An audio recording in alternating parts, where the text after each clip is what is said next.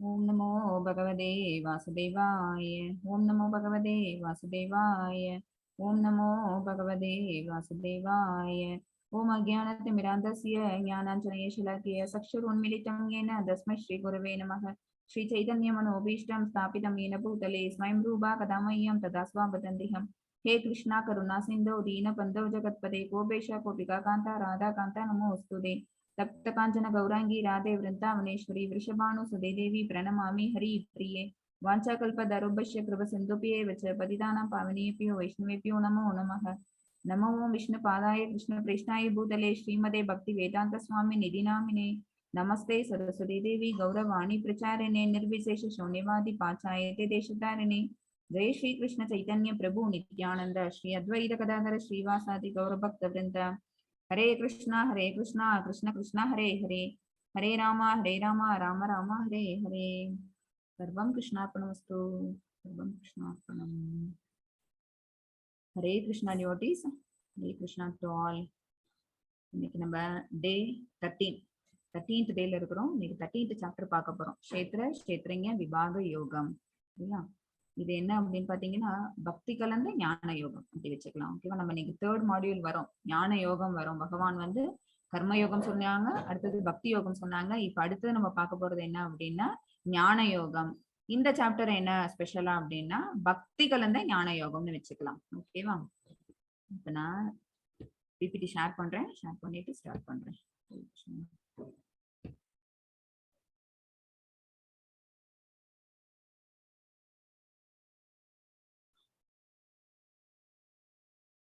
प्रभु screen फुल्ला தெரியுதா?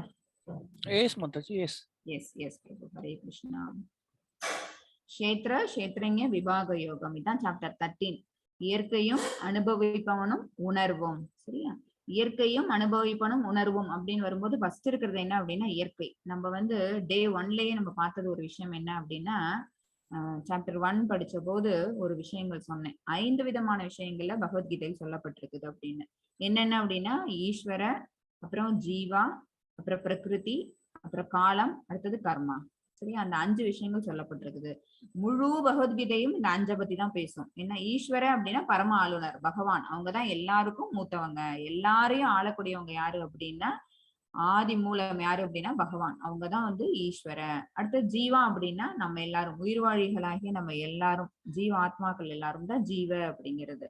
அடுத்தது பிரகிருதி, பிரகிருதிங்கிறது என்ன அப்படின்னா இந்த ஜீவா எங்க உரையிறோம், எந்த இடத்துல இருக்கிறோம், இந்த பௌதிக இயற்கையில। சோ இந்த பௌதிக இயற்கை தான் என்ன அப்படின்னா பிரகிருதி। பௌதிக இயற்கையை யார் உண்டு பண்ணினது அப்படின்னு பாத்தீங்கன்னா பகவான் தான்। பகவான்கிட்ட இருந்து பிரிஞ்சு வந்த தாழ்ந்த சக்தி தான் இந்த பௌதிக இயற்கை। மெட்டீரியல் வேர்ல்டு, மெட்டீரியல் நேச்சர்னு சொல்றோம், அதுதான் இந்த இயற்கை பிரகிருதி। அடுத்தது காலம், இதெல்லாம் நடக்கக்கூடியது காலம்। சரியா? அடுத்தது என்ன அப்படின்னா ஜீவாத்மாக்களாக்கி நாம எல்லாரும் பண்ணக்கூடிய கர்மா। சரியா? இந்த கர்மா மட்டும் என்ன ஆகும் அப்படின்னா சுவிட்ச் ஓவர் ஆயிட்டே இருக்கும், கர்மா மாறும்। என்ன ஆகும் அப்படின்னா ஜீவாத்மா இன்னைக்கு இந்த உடலை எடுத்திருக்கும் போது அவன் செய்யக்கூடிய செயல்களுக்கு தகுந்த மாதிரி அவனுக்கு என்ன ஆகும், அடுத்த ஜென்மான் கிடைக்கும், வேற ஒரு உடலை எடுப்பான், அப்ப வேற மாதிரியான செயல்களை செய்வான்। சோ செயல்கள் மட்டும் என்ன ஆகிட்டே இருக்கும் அப்படின்னா மாறிக்கிட்டே இருக்கும்।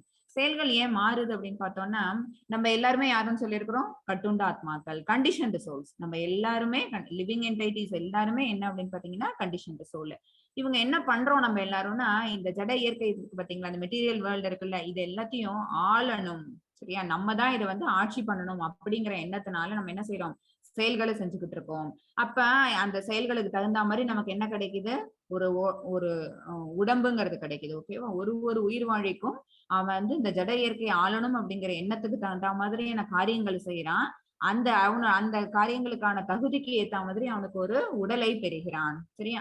அப்ப இப்ப நமக்கு ஒரு உடல் கிடைச்சிருக்கு, இந்த மனித உடல் கிடைச்சிருக்கு। இப்ப இந்த மனித உடலோட இந்த ஆத்மா செய்யக்கூடிய காரியங்களானது இந்த உலகத்தை ஆட்சி பண்ணணும், என்கிட்ட இருக்கிறது எல்லாத்தையும் நானே ஓனர்ஷிப் பண்ணணும் அப்படின்னு பண்ணேன்னு வச்சுக்கோங்களேன், அதெல்லாம் என்ன அப்படின்னா ரொம்ப மெட்டீரியலி அட்டாச்சு திங்ஸ்।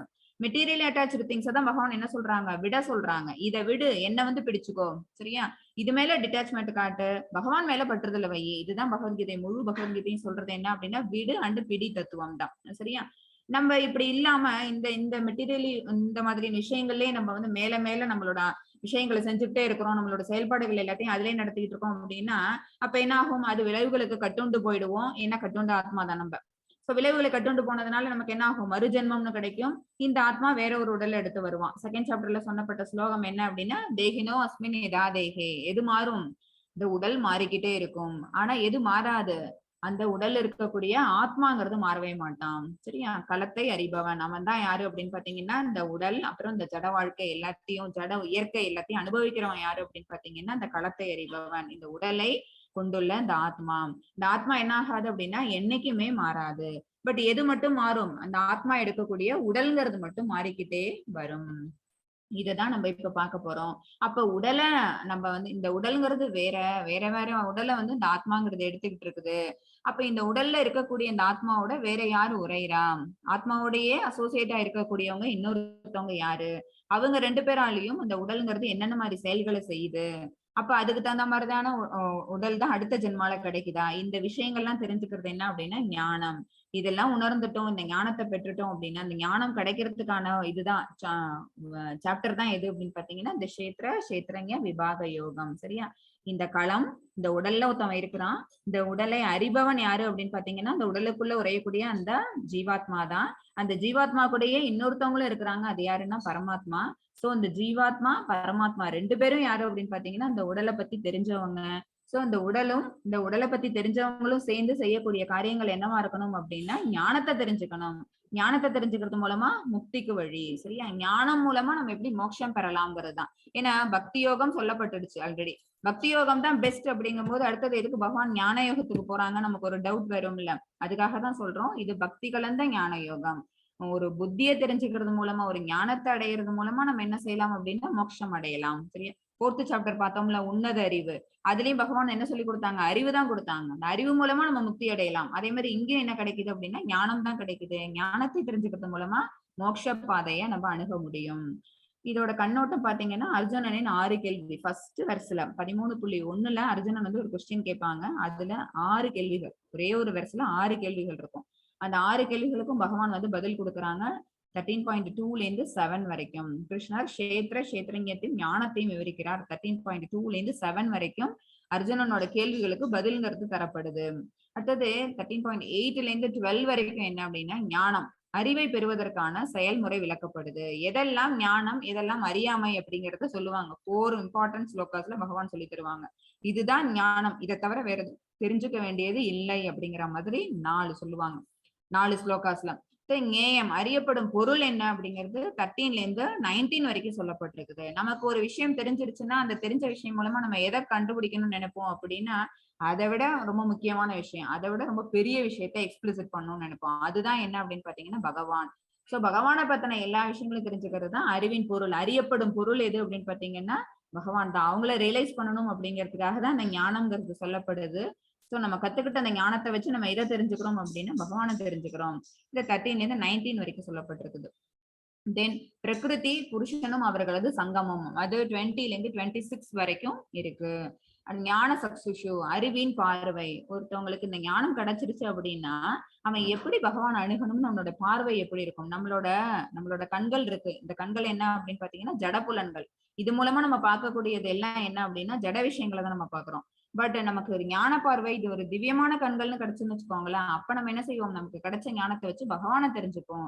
பாக்குறது எல்லாருமே பாக்குறவங்க கிடையாது. ஓகேவா? யாரு உண்மையில் காண்கிறான் அப்படிங்கிறது தான் வந்து அறிவின் பார்வை. இதை வந்து 27ல இருந்து 35 வரைக்கும் பகவானால சொல்லப்பட்டிருக்குது. இப்ப இந்த சாப்டருக்குள்ள நம்ம என்டர் ஆவோம். 12வது அத்தியாயத்தில் பக்தி முடிவாக இருந்தால் கடைசி 6 அத்தியாயங்களில் ஞானம் ஏன் வழங்கப்படுகிறது. பக்தி தான் முடிவு அப்படின்னு பண்ணியாச்சு. அப்புறம் எதுக்காக ஞான யோகம்னு ஒண்ணு திருப்பி ஒரு 6 சாப்டர்ஸ் வருது அப்படின்னு பாத்தீங்கன்னா, முதல்ல 1ல இருந்து 6 வரைக்கும் இருக்க சாப்டர்ல பகவான் என்ன சொன்னாங்க, உயிர்வாழியை பத்தி சொன்னாங்க. உயிர்வாழியானவன் எப்படி பகவானை ரியலைஸ் பண்ணணும்னு சொன்னாங்க. அதெல்லாம் எக்ஸ்பிளைன் பண்ணப்பட்டுச்சு. அப்புறம் 7ல இருந்து 12 வரைக்கும் என்ன சொல்லப்பட்டது, பகவான்னா யாரு, அப்புறம் டிவோஷனல் சர்வீஸ் எப்படி பண்ணணும், டிவோஷனல் சர்வீஸ் பண்றதுனால ஆத்மாவும் பரமாத்மாவுக்குமான ரிலேஷன்ஷிப் எப்படி டெவலப் ஆகும், அதெல்லாம் எக்ஸ்பிளைன் பண்ணாங்க. இப்ப இந்த 13ல இருந்து 18 வரைக்கும் என்ன சொல்ல போறாங்க அப்படின்னா, உயிர்வாழியானவன் பகவானோட பாதத்துக்கு கீழே தான், we are under his feet. அவங்களோட தாமரை பாதங்களுக்கு கீழே தான் நம்ம எல்லாரும் வரோம். அவங்க உற்பத்தி பண்ணி கொடுத்த இந்த பௌதிக உலகத்துல அவங்களால உற்பத்தி செய்யப்பட்ட இந்த ஜட உடலை பெற்றிருக்கக்கூடிய நம்ம எல்லாரும் அவங்களுக்கு கீழ்பட்டவங்க தான். ஆனா நம்ம என்ன செஞ்சிடறோம், we forget it. நம்ம அதை மறந்துடுறோம். மறந்துடுறதுனாலதான் நம்ம என்ன ஆகுறோம், we suffers, நம்ம கஷ்டப்படுறோம். அப்ப நம்ம என்ன பண்ணணும், இந்த மெட்டீரியல் நேச்சர்ல இருந்து நம்ம எப்படி நம்மள விடுதலை பண்ணிக்கிறது, சரியா? இந்த பௌதீக வாழ்க்கையை சார்ந்த நம்மளோட வாழ்க்கையை நம்ம எப்படி விடுதலை பண்ணிக்கிறது, எப்படி விடுதலை பண்ணிக்கணும்? முதல் 6 சாப்டர்ல என்ன சொன்னாங்க? பலன் கொடுக்கக்கூடிய செயல்கள் எல்லாத்தையும் துறந்துடுன்னு சொன்னாங்க, சரியா? பலன் தரும் செயல்களை துரத்தல் அப்படிங்கிறது முதல் 6 சாப்டர்ல சொல்லப்பட்டது. அடுத்த 6 சாப்டர்ஸ்ல என்ன சொல்லப்பட்டது? டிவோஷனல் சர்வீஸ் பண்ணுங்கன்னு சொல்லப்பட்டிருக்குது. இப்ப லாஸ்டா இருக்கிற 6 சாப்டர்ஸ்ல என்ன சொல்ல போறாங்க அப்படின்னா, ஞானத்தை விருத்தி செஞ்சுக்கோ, சரியா? ஆக இது எல்லாமே நம்மள எங்க கொண்டு போய் விடுது அப்படின்னு பாத்தீங்கன்னா லிபரேஷன் தான். இந்த 3 மூலமாவோ அல்லது இதுல ஏதாவது ஒண்ணு செய்யறது மூலமாவோ நமக்கு கிடைக்கக்கூடியது என்ன அப்படின்னா லிபரேஷன், முக்தி. உண்மையில் முழு பகவத்கீதையும் பக்தி 1 முதல் 6 அத்தியாயங்கள் பக்தியின் செயலின் மூலம் எப்படி அடைவது என்று விவாதிக்கிறது. செயலின் மூலம் அப்படின்னா என்ன அர்த்தம்? நம்ம செய்வோம், நம்மளுடைய காரியங்களை நம்ம செய்ய சொல்லி சொல்றாங்க பகவான். ஆனா அந்த செயல்பாடுகளை எப்படி செய்யணும்? அது மேல பற்றுதல் இல்லாம விளைவுகளுக்கு அப்பாற்பட்டு இருந்து செய்யணும். அறிவின் மூலம் அதை எவ்வாறு அடைவது என்பதை கடைசி 6 அத்தியாயங்கள் விவரிக்கிறது. ஞானத்தை விருத்தி செய்து கொள்ளும் மூலமா எப்படி பகவான் அடையிறதுங்கிறது தான் இந்த 6 சாப்டர்ஸ். நடுத்தர 6 பக்தி பற்றி விவாதிக்கிறது. நடு 6 இருக்கு பாத்தீங்களா, அந்த 6 சாப்டர்ஸும் ஸ்ட்ரெயிட்டாவே பக்தியை பத்தி தான் சொல்லுது. 12வது அத்தியாயத்தில் கிருஷ்ணர் எவ்வாறு தனிப்பட்ட முறையில் தனது பக்தர்களை பிறப்பு மற்றும் இறப்பு ஆகியவற்றிலிருந்து விடுவிக்கிறார் என்பதை விளக்கினார். நேத்து சாப்டர்ல நம்ம பார்த்தோம்ல, பகவான் என்ன செய்யறாங்க, பக்தன் ஒருத்தவன் இந்த ஒரு துன்ப சாகரத்துல இருக்கும்போது அவரே கீழறங்கி நம்மளை காப்பாத்திட்டு போறாரு. ஓகேவா? இதுவே ஞான யோகியா இருந்தோம், இல்ல தியான யோகியா இருந்தோம்னு வச்சுக்கோங்களேன், நம்மளுடைய வேத கல்வி படிக்கிறது மூலமாவும் தியான பயிற்சி பண்றது மூலமாவும் நம்ம தான் என்ன செய்யணும் அப்படின்னா அந்த மாதிரி சித்திகளை பெறணும். நம்ம தான் ஒரு கிரகத்துல இருந்து இன்னொரு கிரகத்துக்கு மாறிக்கணும், நம்மளாவே ஒரு லோகத்துல இருந்து இன்னொரு லோகத்துக்கு சுவிட்ச் ஓவர் பண்ணிக்கணும். ஆனா ஒரு பக்தனா இருந்தா பக்தி யோகி பண்ணணும்னு வச்சுக்கோங்களேன், பகவான் he himself descends here and அவங்க நம்மள காப்பாத்தி கூட்டிட்டு போவாங்க. எனவே கடந்த 6 அத்தியாயங்கள் ஜட உலகில் இருந்து தன்னை விடுவித்துக் கொள்ள தேவையான தத்துவ அறிவை வழங்குகின்றன. மாயாவிலிருந்து நாம் விலகி இருப்பதற்கும் கிருஷ்ணருடனான தமது பற்றுதலுக்கும் ஞானம் உதவுகிறது. ஓகேவா? மாயை அப்படின்னா என்ன அர்த்தம்னா, இந்த மெட்டீரியல் வேர்ல்டுல நம்ம செய்யக்கூடிய விஷயங்கள் எல்லாமே மாயை தான். ஏன்னா மாயையோட பிள்ளைகள் தான் யாரு அப்படின்னு பாத்தீங்கன்னா அந்த 3 குணங்கள். அந்த 3 குணங்களுக்கு நம்ம என்ன ஆயிடுறோம், உட்பட்டு போயிடுறோம். அந்த 3 குணங்கள்ல இருந்து நம்ம என்ன இருக்கணும், நம்ம வெளியில கொண்டு வந்துக்கணும், நம்ம விலகி வச்சுக்கணும், ஐசோலேட் பண்ணிக்கணும். அப்படி ஐசோலேட் நம்ம பண்ணிக்கிட்டு யாரோட நம்ம அட்டாச்மெண்ட்டை வளர்த்துக்கணும் அப்படின்னு பகவான் மேல நம்மளோட அட்டாச்மெண்ட்டை வளர்த்துக்கிறதுக்கு எது தேவைப்படுது அப்படின்னா ஞானம்ங்கிறது தேவைப்படுது. ஒண்ணு வேத கல்வி படிக்கிறது மூலமாவோ அல்லது ஒரு சரியான குரு அவங்கள்ட்ட போய் அவங்கள்ட்ட நம்மளோட கொஸ்டின்ஸை கேட்டு அவங்க நம்மள கிளாரிஃபை பண்ணாங்கன்னு வச்சுக்கோங்களேன், அப்புறம் நமக்கு தெளிவான ஒரு ஞானம்ங்கிறது கிடைக்கும். எனவே பக்தி அடைவதற்கான வழிமுறையாக நாம் அறிவை பயன்படுத்தும் போது அது பக்தியின் ஒரு பகுதியாக மாறும். பக்தி யோகம் பெஸ்ட், ஆனா நம்ம எப்படியும் போலாம் அப்படிங்கிறதுக்காக இந்த ஞான யோகம் சொல்லப்பட்டிருக்குது. இங்கேயும் என்ன வந்திருக்கு அப்படின்னு பாத்தீங்கன்னா, ஞானத்தை பயில்வதன் மூலம் நம்ம என்ன பண்ண போறோம், பக்தி யோகம் தான் பண்ண போறோம். இதுதான் importance of having these 6 chapters. ஓகேவா? மாதாஜி 1 and 2 படிச்சு கொடுங்களேன். எஸ் மாதாஜி. ஓம் ஸ்ரீ கிருஷ்ண பரமாத்மே நமஹ.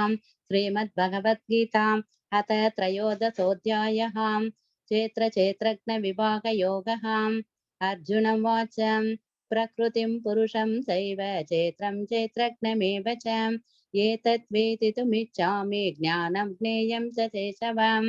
ஸ்ரீ பகவானுவாச்சம் இதம் சரீரம் கௌந்தேய சேத்ரமித்யபி தீயதே ஏதத்யோ வேத்தி தம் பிராகுः சேத்ரக்ன இதி தத்விதः. ஹரே கிருஷ்ண மாதாஜி. ஹரே கிருஷ்ண. அர்ஜுனன் கூறினான். ஃபர்ஸ்ட் ஸ்லோகா அர்ஜுனன் கேக்குறாங்க, எனதன்பு கிருஷ்ணரே, இயற்கை பிரகிருதி, அனுபவிப்பவன் புருஷ, களம் கஷேத்திர, களத்தை அறிபவன் கஷேத்திரஞ, அறிவு ஞானம், அறியப்படும் பொருள் ஞேயம் ஆகியவற்றை பற்றி நான் தெரிந்து கொள்ள விரும்புகின்றேன். 6 கொஸ்டின்ஸ் கேக்குறாங்க. புருஷோத்தமரான முழுமுதற் கடவுள் கூறினார். அதுக்கு பதில் கொடுப்பாங்க. அர்ஜுனன் கேட்கிற கொஸ்டின்ஸ் என்ன அப்படின்னா, இயற்கை என்றால் என்ன? இயற்கைனா என்ன அப்படின்னா அதுக்குதான் சான்ஸ்கிரிட் வேர்டு அது பிரகிருதி. இயற்கை என்றால் என்ன? அடுத்தது புருஷா, அது யாரு? அனுபவிப்பான் யாரு? களம் என்றால் என்ன? கஷேத்திரம் அப்படிங்கிறது என்ன? களத்தை அறிபவன் யாரு? கஷேத்திரஞன் அப்படிங்கிறவங்க யாரு? அறிவு என்ன? ஞானம். அப்புறம் அறியப்படும் பொருள்ங்கிறது ஞேயம். இத பத்தி தெரிஞ்சுக்கணும். அதுக்கு புருஷோத்தமரான முழுமுதற் கடவுள் கூறினார், குந்தியின் மகனே, இந்த உடல் களம் என்று அழைக்கப்படுகிறது. சரியா? இந்த உடல் இருக்கு பாத்தீங்களா? ஏன்னா எதுவுமே ஒரு விஷயம் நடக்குது அப்படின்னா அது ஒரு பிளேஸ்ல தானே, ஒரு லொகேஷன்ல தானே நடக்கும். அந்த லொகேஷன் தான் தமிழ்ல என்னன்னு சொல்லுவோம், களம்னு சொல்லுவோம், சான்ஸ்கிரிட்ல கஷேத்திரம்னு சொல்லுவோம். சோ இந்த உடல் தான் களம் என்று அழைக்கப்படுகிறது. இவ்வுடலை அறிபவன் களத்தை அறிபவன் என்று அழைக்கப்படுகிறான். இந்த உடலை பத்தி யாருக்கு தெரியும்? இந்த களத்தை அறிபவன் யாரு அப்படின்னா இந்த உடலுக்குள்ள உரைகின்ற ஆத்மா. சரியா? அவனை என்னன்னு சொல்லலாம், கஷேத்திரங்கன்னு சொல்லலாம். ஓ, இப்ப நமக்கு என்னன்னு தெரிஞ்சிருச்சு, கஷேத்திரம்னா என்னன்னு தெரிஞ்சிருச்சு, கஷேத்திரங்கன்னா யாருன்னு தெரிஞ்சிருச்சு. ஓகேவா? இப்ப பிரகிருதி அப்படின்னா என்ன, பகவான் அதுக்கு கொடுக்கிற பதில் வந்து பௌதிக இயற்கை. இந்த மெட்டீரியல் வேர்ல்டு தான் பிரகிருதிங்கிறது. புருஷா அப்படிங்கிறது அனுபவிப்பவர், இந்த இயற்கையை அனுபவிக்கிறவங்க புருஷாங்கிறது. கஷேத்ரன் அப்படி, கஷேத்ரா அப்படின்னா என்ன அர்த்தம்னா உடல். சரியா? கஷேத்திரஞன் அப்படின்னா உடலின் பார்வையாளர். ஆன்மா பரமாத்மா ரெண்டுமே தான். சரியா? கஷேத்திரஞன் யாரு அப்படின்னு பாத்தீங்கன்னா இந்த களத்தை அறிபவன். இந்த களத்தை யார் அறிவாங்க அப்படின்னா இந்த உடலுக்குள்ள இருக்கக்கூடிய ஆத்மா அறியும். ஆத்மா மட்டுமா இருக்கு, இன்னொரு ஆத்மாவும் இருக்கு, அந்த பரமாத்மா. ஓகேவா? இந்த பரமாத்மா இந்த உடல்ல மட்டுமா இருக்கிறாங்க, எல்லாரும் உடல்லையும் இருக்கிறாங்க. சோ 2 கஷேத்திரங்க இருக்காங்க. ஒரு உடலை அறியறவங்க யாரு அப்படின்னு பாத்தீங்கன்னா 2 பேரு. ஒருத்தவங்க ஆத்மா, இன்னொருத்தவங்க பரமாத்மா. ஆத்மாங்கிறவங்க அந்த உடலை மட்டும் தெரிஞ்சவங்க, பரமாத்மாங்கிறவங்க எல்லா உடலையும் தெரிஞ்சவங்க. இதுதான் வித்தியாசம். சரியா? 2 கஷேத்திரங்களுக்கும் உள்ள வித்தியாசம் என்ன அப்படின்னா, ஆத்மாங்கிற கஷேத்திரஞன் வந்து அந்த எந்த உடலுக்குள்ள இருக்கிறாங்களோ அந்த உடலை மட்டும் தெரிஞ்சவங்க. பரமாத்மாங்கிற கஷேத்திரஞன் யாரு அப்படின்னா எல்லா உடலையும் பத்தின அறிவு உள்ளவங்க. ஞானம், ஞானம்னா அறிவு. கஷேத்திரம் மற்றும் கஷேத்திரஞத்தை புரிந்து கொள்வதற்கான ஞானம் அது. கேயம், அறிவின் இலக்கு என்ன, நம்ம இந்த ஞானத்தை கொண்டு நம்ம எதை தெரிஞ்சுக்க போறோம், பரமாத்மா பகவானை தான் தெரிஞ்சுக்க போறோம். ஓகேவா? ஜீவாத்மா மற்றும் பரமாத்மா இருவருமே கஷேத்திரங்க அல்லது உடலை அறிந்தவர் என்றால் ஜீவாத்மாவிற்கும் இறைவனுக்கும் என்ன வித்தியாசம்? 2 பேருமே கஷேத்திரங்கன்னு போட்டிருக்கு. அந்த டேபுலர் காலம்ல பாத்தீங்கன்னா தெரியும். கஷேத்திரங்கன்னு என்ன போட்டிருக்காங்க அப்படின்னா உடலை அறிபவன், களத்தை அறிபவன். களத்தை அறிபவன்ல பரமாத்மாவும் இருக்கிறாங்க, ஆத்மாவும் இருக்கிறாங்க. 2 பேரும் இருக்காங்கன்னா என்ன வித்தியாசம்னா, இப்ப நான் சொன்னதுதான். ஜீவாத்மாவுக்கு அந்த ஒரு உடல் மட்டும்தான் தெரியும், பரமாத்மாவுக்கு எல்லா உடலையும் தெரியும். எல்லா உடலோட செயல்பாடுகளும் எப்படி இருக்கும், அவங்களோட உணர்வுங்கிறது என்னங்கிறது பரமாத்மாவுக்கு தெரியும். Mataji 13.3. Yes, Mataji. तत्क्षेत्रं यच्च यातृक्ष यद्विकारी यतच्चयते सचयो यत्प्रभावच्च तत्समासेन मे शृणु. हरे कृष्ण. Mataji 3 அந்த ஸ்லோகமா கஷேத்ரஞம் சாபிமாம் வித்தி சார். அது படிக்கிறேங்க மத்தாஜி. சரி. क्षेत्रज्ञ चापि मां विद्धि सर्वक्षेत्रेषु भारत क्षेत्रज्ञयोर् ज्ञानं यत्तज्ञानं मतं मम. ஹரே கிருஷ்ணா. பரதகுல தோன்றலே, நானும் எல்லா உடல்களிலும் அறிபவனாக உள்ளேன் என்பதை புரிந்து கொள். பகவான் வந்து சொல்றாங்க, பரமாத்மா ரூபத்துல நானும் எல்லா உடலையும் அறிவேன். அதனை அறிபவனும் உடலையும் அதனை அறிபவனையும் புரிந்து கொள்வதே ஞானம் என்று அழைக்கப்படுகிறது. இதுவே எனது அபிப்பிராயம். ஒரு உடல் அப்படின்றதுன்னா உடலுக்குள்ள ஆத்மா இருக்குன்னு நமக்கு தெரியும். அது ஹார்ட்ல இருக்குது. It resides in our heart. அந்த ஹார்ட்ல ஆத்மா கூட இருக்கிறது யாரு அப்படின்னா பரமாத்மா. சோ எல்லா உடல்களிலும் நானும் இருக்கின்றேன் பரமாத்மா ஸ்வரூபத்துல. அதனால எல்லா உடல்களையும் நானும் தெரிஞ்சுக்கிட்டு இருக்கிறேன். சோ உடலையும் அதனை அறிபவனையும் புரிந்து கொள்வதுதான் என்ன அப்படின்னு பாத்தீங்கன்னா ஞானம். அப்ப ஞானம்னா என்னன்னு கேட்டாங்கல்ல அர்ஜுனன், அதுக்கு என்ன அர்த்தம், அதுக்கு என்ன பதில் அப்படின்னு பாத்தீங்கன்னா, உடலை பத்தியும் உடலை அறிபவனை பத்தியும் தெரிஞ்சுக்கிறது தான் ஞானம். ஞேயம்ங்கிறது என்ன அப்படின்னா அறியப்படும் பொருள். அந்த ஆத்மாங்கிறவன் எதை தெரிஞ்சுக்கணும்னு நினைக்கிறான், பரமாத்மாவை தெரிஞ்சுக்கணும்னு நினைக்கிறான். சரியா? இப்ப எல்லா கேள்விக்கும் உங்களுக்கு ஆன்சர் தெரிஞ்சிருக்கும்னு நினைக்கிறேன். உடலையும் அதனை அறிபவனையும் புரிந்து கொள்வதுதான் ஞானம். ஞேயம்ங்கிறது பகவானை புரிஞ்சுக்கிறது, அறியப்படும் பொருள் அது. 13.5 மத்தாஜி. Yes, Mataji. ऋषिभिर्बहुधा गीतं छन्दोभिर्विविधैः पृथक् ब्रह्मसूत्रपदैश्चैव ये तु मद्भिर्विनिश्चितैः. हरे कृष्णा. செயல்களின் களம் மற்றும் செயல்களை அறிபவனை பற்றிய அறிவு பற்பல முனிவர்களால் பல்வேறு வேத நூல்களில் விரிவாக விளக்கப்பட்டுள்ளது. நிறைய நூல்கள்ல இதை பத்தி சொல்லப்பட்டிருக்கு. வேதாந்த சூத்திரத்துல இதை பத்தி சொல்லப்பட்டிருக்குது. என்ன அப்படின்னா செயல்களின் களம். செயல்களின் களம் எது? இந்த உடல். மற்றும் செயல்களை அறிபவன் யாரு அப்படின்னா இந்த உடலுக்குள்ள வருகின்ற ஆத்மா. சோ இந்த உடலையும் அப்புறம் இந்த ஆத்மாவையும் பற்றிய அறிவு பற்பல முனிவர்களால் பல்வேறு வேத நூல்களில் விரிவாக விளக்கப்பட்டுள்ளது. பகவத்கீதையும் அதை தானே சொல்லுது, உடலும் ஆத்மாவையும் பத்தி தான் சொல்லுது செகண்ட் சாப்டர்ல. குறிப்பாக வேதாந்த சூத்திரத்தின் பதங்களில் காரணம் மற்றும் விளைவுகளுடன் இவை மிகவும் நுணுக்கமாக விளக்கப்பட்டுள்ளன. இப்ப பாத்தீங்கன்னு வச்சுக்கோங்களேன், ஒரு நாட்டுக்கு ராஜா அப்படின்னா அந்த மன்னன், அந்த ராஜா தான் என்ன அப்படின்னு பாத்தீங்கன்னா நாட்டோட உரிமையாளன். ஓகேவா? ஏன் அப்படின்னா அவங்களுக்கு கீழதான், அவங்களோட ஆளுமைக்கு கீழதான் இந்த நாட்டுல இருக்கிற அத்தனை குடிமக்களும் வரும். சரியா? சோ அவங்கதான் யாரு அப்படின்னு பாத்தீங்கன்னா இந்த உடலுக்கு, நம்ம வச்சிட்டு இருக்கிற இந்த வீட்டுக்கு, நம்ம வச்சிட்டு இருக்கிற ஒரு பொருளுக்கும் யாரு உரிமையாளன் அப்படின்னா அவங்கதான் ஃபர்ஸ்ட். அடுத்ததுதான் யாரு அப்படி, இந்த உடலுக்கு வந்து நானே உரிமை கொண்டாட முடியாது. முதல்ல மன்னன் தான் உரிமை கொண்டாடுவாங்க, அடுத்ததுதான் எனக்கு. அதே மாதிரிதான் இந்த உடலுக்குள்ள இருக்கக்கூடிய பரமாத்மாவுக்கு தான் என்ன அப்படின்னு பாத்தீங்கன்னா முதல் உரிமையாளனுங்கிற தகுதி அவங்களுக்கு தான் போகும். நம்ம எல்லாம் என்ன அப்படின்னு பாத்தீங்கன்னா 2ஆம் நிலை. ஓகேவா? கடவுள் வந்து எல்லா ஒரு அதாவது பகவான் வந்து இஸ் ஆல் பெர்வேடிங்னு சொல்லியிருக்கோம்ல, அவங்க எல்லா இடத்துலயும் உள்ளும் புறமும் இருக்கிறாங்க. உள்ளுக்குள்ள பரமாத்மா ஸ்வரூபத்திலையும் வெளியில வந்து தோன்றாத அருவமாவும் அவங்க இருந்துகிட்டு இருக்கிறாங்க. அதனால அவங்களை என்னன்னு சொல்லலாம் அப்படின்னா எல்லா உடல்களுக்கும் பரம உரிமையாளர்னு சொல்லலாம். ஏன்னா அவங்க தோற்றுவிச்ச உடம்புதான் இது. இந்த உடலுக்குள்ளதான் அந்த ஆத்மா உரையுதுங்கிறதுனால பகவான் யாரு அப்படின்னு பாத்தீங்கன்னா முதல் உரிமையாளர். அப்ப பரமாத்மாவோட சேர்ந்து ரிசைட் பண்ணிக்கிட்டு இருக்கிற ஆத்மா யாருன்னு பாத்தீங்கன்னா 2ஆம் நிலை உரிமையாளர். இது உங்களுக்கு புரிஞ்சிருக்கும்னு நினைக்கிறேன். பிரகிருதிங்கிறது இயற்கை. இந்த இயற்கையை படைச்சவங்க பகவான். இந்த இயற்கையில வாழக்கூடிய நம்ம எல்லாரும் யாரோட சொத்து அப்படின்னு பாத்தீங்கன்னா பகவானுடைய சொத்து. ஓகேவா? இப்ப பகவான் வந்து ரியலைஸ் பண்ணிக்கிறதுக்கு முன்னாடி ஒரு ரியலைசேஷன் பார்த்திருக்கோம் நம்ம. பகவானை வந்து எப்படின்னா தோன்றாத அருவ ரூபத்திலையும், அப்புறமேட்டு என்ன பண்ணுவோம் அப்படின்னா 400 பகவான் ரூபத்திலையும், அப்புறம் பரமாத்மா ரூபத்திலையும், அப்புறம் 200 பகவான் ரூபத்திலையும் நம்ம பார்க்க முடியுங்கிறது தான். சன்ல இருந்து வரக்கூடிய சன் ஷைனை ஃபர்ஸ்ட் சொல்லுவோம். சன் ஷைனை மட்டும் பார்த்துட்டு சூரிய கடவுள் இருக்குது அப்படின்னு நம்ம எடுத்துக்கிட்டோம் அப்படின்னா, சூரியன் இருக்கிறாங்க அப்படின்னா அவங்களோட சன் ரேஸ் நம்ம மேல பட்டுச்சு அப்படின்னாலும் நம்மளால உணர முடியும். அது ஃபர்ஸ்ட் நிலை. அடுத்தது நம்மளால சூரியனை கண்கொண்டு பார்க்க முடிஞ்சது அப்படின்னா அவங்களோட அவுட்டர் ரிங்கை நம்மளால பார்க்க முடியும். அது 2ஆம் நிலை சன்னை நம்ம ரியலைஸ் பண்றது. சூரிய கிரகம்னு ஒண்ணு இருக்கு, அதுக்குள்ள போக முடியும் அப்படின்னு ரியலைஸ் பண்றது 3ஆம் நிலை. அந்த மாதிரிதான் பகவான் என்ன சொல்லுவோம் அப்படின்னா முதல்ல பிரகாசமான வெளித்தோற்றம், அடுத்தது 4 கை ரூபத்தோட இருக்கக்கூடிய பரமாத்மா, அடுத்தது 2 கை ரூபத்தோட இருக்க கிருஷ்ண பகவான் அப்படின்னு நம்ம ரியலைஸ் பண்ணுவோம். அதே மாதிரி இந்த சாப்டர்ல ஒரு ரியலைசேஷன் இருக்குது. என்னன்னு பாத்தீங்கன்னா அன்னமய, பிராணமய, ஞானமய, விஞ்ஞானமய, அப்புறம் ஆனந்தமய. ஓகேவா? இது என்ன அப்படின்னு பாத்தீங்கன்னா இந்த அன்னமய அப்புறம் பிராணமய இது ரெண்டும் என்ன அப்படின்னு பாத்தீங்கன்னா பகவானை வந்து பௌதிக உலகத்தோட நம்ம சம்பந்தப்படுத்தி பாக்குறது. என்ன அப்படின்னா பகவான்கிட்ட இருந்து பிரிஞ்சு வந்த சக்திகள், ஜடசக்திகள் மொத்தம் 8. சரியா? என்னென்ன அப்படின்னா பஞ்சபூதங்கள் 5, அப்புறம் மனம், புத்தி, அகங்காரம். பஞ்சபூதங்கள் 5 என்னென்னு பாத்தீங்கன்னா நீர், நிலம், நெருப்பு, காற்று மற்றும் ஆகாயம். சரியா? இதுல நம்ம உடலோட சம்பந்தப்பட்டது எது அப்படின்னா இந்த 5மே. ஏன்னா நம்ம உடல் வந்து இந்த பஞ்சபூதங்களால் ஆனது. ஆனா நம்ம வந்து இந்த பஞ்சபூதங்களால் ஆன அந்த உடலை வந்து நம்ம 2 இடத்துலதான் நம்ம ரியலைஸ் பண்ண முடியும். ஒண்ணு என்ன அப்படின்னு பாத்தீங்கன்னா உணவு. உணவு ரொம்ப முக்கியம். ஒரு உயிர் வாழியானவன் உயிரோட வாழணும் அப்படின்னா அவனுக்கு வந்து உணவுங்கிறது ரொம்ப முக்கியம். அப்புறம் பிராணவாயுங்கிறது ரொம்ப முக்கியம். உணவை செரிக்க செய்யறது எது அப்படின்னு பாத்தீங்கன்னா நம்ம சாப்பாடு எடுத்து வாயில போட்டோம் அப்படின்னா அது வயிற்றுக்குள்ள போகுது. வயிற்றுக்குள்ள இருக்கக்கூடிய அக்னியானது என்ன பண்ணுது அப்படின்னா அந்த ஆகாரத்தை செரிக்க வைக்குது. சோ அந்த இடத்துல அக்னி ரூபமா யார் இருக்காங்க அப்படின்னு பாத்தீங்கன்னா பகவான் இருக்காங்க. அக்னிங்கிறது என்ன? பஞ்சபூதங்கள்ல ஒன்று. பஞ்சபூதங்கள் எது? பகவான்கிட்ட இருந்து பிரிஞ்சு வந்த ஜெகசக்தி. ஓகேவா? சோ பகவான் இருக்காங்க, நமக்கு பசிக்குது, நம்ம சாப்பிடுறோம், அந்த சாப்பாடு செரிக்குது, நம்மளோட உடல்ல இருக்க அங்கங்களுக்கு எல்லாத்துக்கும் எனர்ஜிங்கிறது போகுது. மறுபடியும் பசிக்குது, மறுபடியும் சாப்பிடுறோம், அது செரிக்குது. சோ உள்ளுக்குள்ள அந்த அக்னி ரூபமா யார் இருக்கா அப்படின்னா பகவான் இருக்காங்க, நம்மளால ரியலைஸ் பண்ண முடியும்.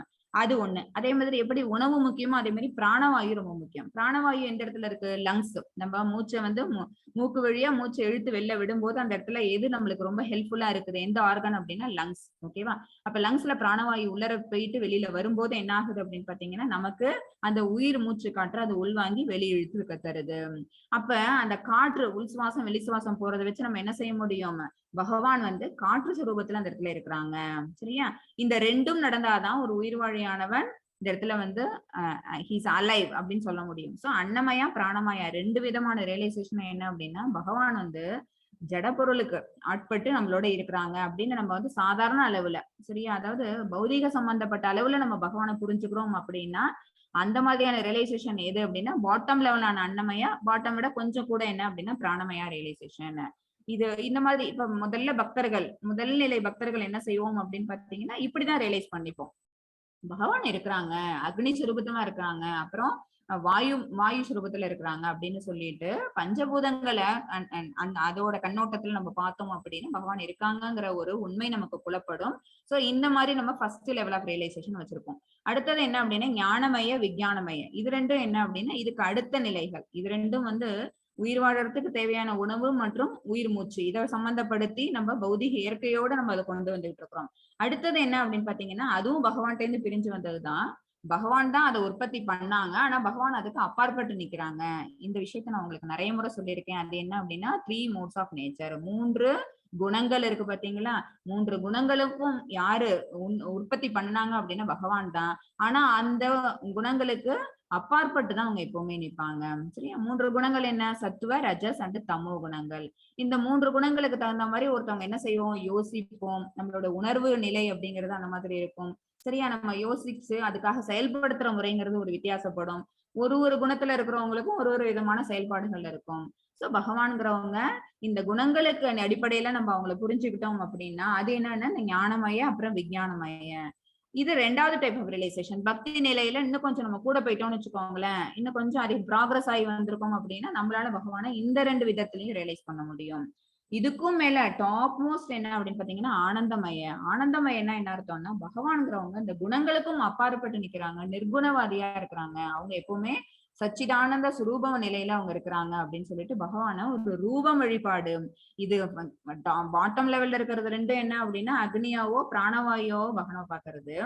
அடுத்த 2 டைப் என்ன அப்படின்னு பாத்தீங்கன்னா குணங்களுக்கு சம்மந்தப்படுத்தி பகவானை பாக்குறது. ஃபைனலா இருக்க இந்த டாப் மோஸ்ட் லெவல் என்ன அப்படின்னு பாத்தீங்கன்னா நிர்குணவாதியா பகவானை பாக்குறது. நிர்குணவாதி அப்படின்னா அவங்களுக்கு அப்ப புலன்கள் இல்லையா? அவங்களுக்கு புலன்கள் இருக்கு, ஆனா அவங்களோட புலன்கள் நம்மள மாதிரியான புலன்கள் கிடையாது. அவங்கள்ட்ட இருந்து பிரிஞ்சு வந்த ஜடசக்தி ஆகிய நம்ம இங்க வச்சிட்டு இருக்கக்கூடிய புலன்களை வச்சுட்டு பகவானை நம்ம அவங்களோட ரிலேட் பண்ணி பாத்துக்க கூடாது. அவங்களுக்கு எப்படியான ரூபம் அப்படின்னா சச்சிதானந்த ரூபம், நித்தியமான ஆனந்தமயமான அறிவு மிகுந்த ஒரு ரூபம் அவங்க வச்சிருக்காங்க. இது எப்ப நமக்கு புரியும்? நம்மளும் நிர்குணவாதி ஆனா மட்டும்தான் புரியும். நம்மளும் சுத்த சத்துவ நிலைக்கு வந்தா மட்டும்தான், அந்த குணங்களுக்கு அப்பாற்பட்டு இந்த ஜடசக்தியில இருந்து பிரிஞ்சு வந்து நம்ம பார்த்தோம்னா மட்டும்தான் பகவான ஆனந்தமயா ரியலைசேஷனுக்கு கொண்டு போய் நம்மளால பார்க்க முடியும். ஓகேவா? ஹரே கிருஷ்ணா. மாதாஜி 6 and 7. மாதாஜி. महाभूतानहङ्कारो बुद्धिरव्यक्तमेव च इन्द्रियाणि दशैकञ्च पञ्चचेन्द्रियगोचराः इच्छा द्वेष सुखं दुःखं सङ्घातश्चेतनात्रुतिः एतत् क्षेत्रं समासेन सविकारमुदाकृतम्. हरिकृष्ण माता. இதுல வந்து 24 பண்புகள் சொல்லப்பட்டிருக்குது. இந்த 2 ஸ்லோகாஸ்ல என்ன இருக்கு அப்படின்னா நம்மளுடைய உடலானது களத்தை பத்தி இப்ப பேசணும்ல, களத்தை பத்தி நல்லா தெரிஞ்சுக்கணும்ல, அப்பதானே அது ஞானம்ங்கிறது. களத்தை அறிபவன் தான் ஞானத்தை பெற்றவன் ஆவான். சரியா? அதனால இந்த களம், இந்த உடல்ங்கிறது வந்து எந்த மூலக்கூறுகளால், எந்த எலிமெண்ட்ஸால ஆனது அப்படின்னு பாத்தீங்கன்னா மொத்தம் 24 பண்புகளால் ஆனது. அந்த 24 பண்புகளும் என்னென்னு இங்க பகவான் சொல்லியிருக்கிறாங்க. பஞ்சபூதம் 5. ஓகேவா? நீர், நிலம், காற்று, நெருப்பு, ஆகாயம், பஞ்சபூதம் 5 இருக்கு. அடுத்தது அகங்காரம், புத்தி, மனம், இந்த 3த்தையும் எடுத்துக்கோங்க. அது 3 8 இருக்குது. அப்புறம் அவ்வியக்தம் தோன்றாத அருவம். தோன்றாத அருவத்துல என்ன இருக்கு? நம்மளோட உடல்ல தோன்றாத தன்மையில இருக்கக்கூடியது என்னன்னு யோசிச்சு பாத்தீங்கன்னா தெரிஞ்சிடும், குணம் தான். சரியா? 3 குணங்கள்ல ஏதோ ஒரு குணத்துக்கு தான் நம்மளுடைய ஆத்மாங்கிறது சம்பந்தப்பட்டு இருக்கும் அண்டர் சம் சர்க்கம்ஸ்டான்சஸ். ஓகேவா? குணங்கள் மாறிக்கிட்டே இருக்கும். ஒரே மனிதனுக்கு ஒரே மாதிரியான குணங்கள் இருக்குன்னு சொல்ல முடியாது, குணம்ங்கிறது மாறும். சோ பஞ்சபூதம் 5, மனம், புத்தி, அகங்காரம் 5 3 8, அவ்வியக்தம்ங்கிறது 1, மொத்தம் 9 ஆயிடுச்சா? அதை தவிர 10 புலன்கள் இருக்குது. என்னென்ன 10 புலன்கள் அப்படின்னு பாத்தீங்கன்னா ஞானேந்திரியங்கள், கர்மேந்திரியங்கள்னு மொத்தம் 5 புலன்கள் இருக்கு. ஞானேந்திரியங்கள் என்ன அப்படின்னா நம்மளோட புலன் உறுப்புகள் இருக்கு பாத்தீங்களா, அதெல்லாம் தான். அதாவது கண்கள், காதுகள், அப்புறம் வாய், அப்புறம் மூக்கு, அப்புறம் தொடு புலன். சரியா? ஸ்கின்.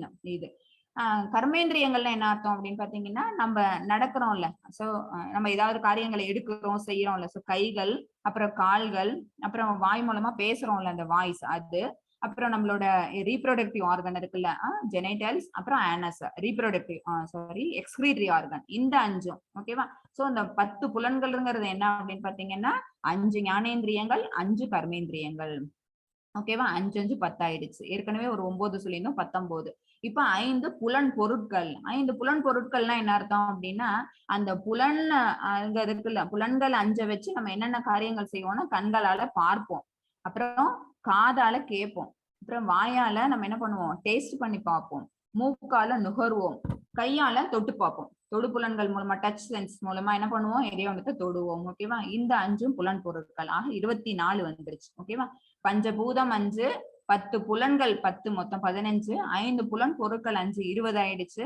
அகங்காரம், புத்தி, மனம், அவ்வியக்தம் 4. சோ டோட்டலா 24 எலிமெண்ட்ஸ் தான் என்ன அப்படின்னு பாத்தீங்கன்னா இந்த பௌதிக உடல்ங்கிறது. சரியா? டோட்டலா 24 எலிமெண்ட்ஸ் தான் இந்த பௌதிக உடல். இந்த களம் அப்படிங்கிறது என்ன அப்படின்னா 24 பண்புகளால் ஆனது, 24 மூலகங்களால் ஆனது. இன்னும் 2 இருக்குது. கம்ப்ளீட் உடல் அப்படின்னு பாத்தீங்கன்னா என்ன, ஒண்ணு ஆத்மா இன்னொன்னு பரமாத்மா. சோ 26 சேர்ந்ததுன்னு வச்சுக்கோங்களேன். இந்த ஜட உடல் வித் ஆத்மா அண்ட் பரமாத்மாங்கிறது மொத்தம் 26 பண்புகள். இன்பம், துன்பம், உயிரின் அறிகுறிகள், திட நம்பிக்கை இவையெல்லாம் சுருக்கமாக செயல்களின் களம் மற்றும் அதன் மாறுபாடுகள் என்று கருதப்படுகின்றன. செயல்களின் களம் வந்து முதல்ல அந்த 24ஓட முடியுது. இதெல்லாம் வச்சு நம்ம என்ன செய்வோம் அப்படின்னா, விருப்பு, வெறுப்பு, இன்பம், துன்பம் இதெல்லாம் என்ன, டியூலிட்டிஸ், சரியா, இருமைகள். நம்ம இந்த குணங்களை வச்சுக்கிட்டு இந்த நம்மளோட புலன் உறுப்புகளை வச்சுட்டு நம்ம என்ன செய்வோம், சம்டைம்ஸ் விருப்பப்படுவோம், சம்டைம்ஸ் விருப்பாவோம். சம்டைம்ஸ் அது விருப்பமான செயல்களை செஞ்சோம்னா நமக்கு இன்பம் அப்படிங்கிறது கிடைக்கும், சம்டைம்ஸ் துன்பம்ங்கிறது கிடைக்கும், சரியா. அப்போ உயிரின் அறிகுறிகள் என்ன ஆகும், அந்த இன்பத்துக்கும் துன்பத்துக்கும் தகுந்த மாதிரி நம்மளுடைய மனசுங்கிறது சஞ்சலப்படும். திட நம்பிக்கை அப்படிங்கிறது மாறக்கூடிய ஒரு விஷயம், சரியா. நமக்கு வந்து ஒரு சந்தோஷமான செயலை செஞ்சோம்னு வச்சுக்கோங்களேன், அப்புறம் நமக்கு எப்படி இருக்கும் அப்படின்னா ரொம்ப ஹாப்பியாவும் ரொம்ப நம்பிக்கையோடையும் கான்பிடென்டாவும் ஃபீல் பண்ணுவோம், சரி. அதுவே நம்ம நினைச்சதை நடக்கலன்னு வச்சுக்கோங்களேன், அப்ப நம்ம கான்பிடென்ட்டை லூஸ் பண்ணிடுவோம். இதெல்லாம் என்ன அப்படின்னா அதோட மாறுபாடுகள், சரியா. இந்த மூலகங்கள் வந்து அது பண்ணக்கூடிய செயல்களுக்கு தகுந்த மாதிரி மாறுபாடுகள் நம்மளோட உடல்ங்கிறத அடையும். இது எல்லாம் தான் செயல்களின் களம் மற்றும் அதன் மாறுபாடுகள் என்று கருதப்படுகின்றன. இது உங்களுக்கு புரிஞ்சிருக்கும்னு நினைக்கிறேன். மொத்தம் 24 பண்புகளால் ஆனது என்ன அப்படின்னு பாத்தீங்கன்னா இந்த ஜட உடல். பஞ்சபூதம் 5, 10 புலன்கள், ஞானேந்திரியங்கள் 5, கர்மேந்திரியங்கள் 5, அப்புறம் 5 புலன் பொருட்களாக இந்த 5 இருக்கு. 4, 5, 20. தென் மனம், புத்தி, அகங்காரம், அவ்யக்தம்ங்கிறது தோன்றாத முக்குணங்கள். அது எல்லாம் 3 சேர்ந்து 1 அப்படின்னு வச்சீங்கன்னா மொத்தம் 24. பட் ஹோல் பாடின்னு எடுத்தோம் அப்படின்னா அதுக்குள்ள ஆத்மாவும் இருக்கிறாங்கிறதுனால 25 ஆகும். ஆத்மாவோட பரமாத்மாவும் இருக்காங்கிறதுனால அது 26 ஆகும். ஹரே கிருஷ்ணா. மாதாஜி 8ல இருந்து 12 வரைக்கும் படிச்சிருங்க. ஓகே மாதாஜி.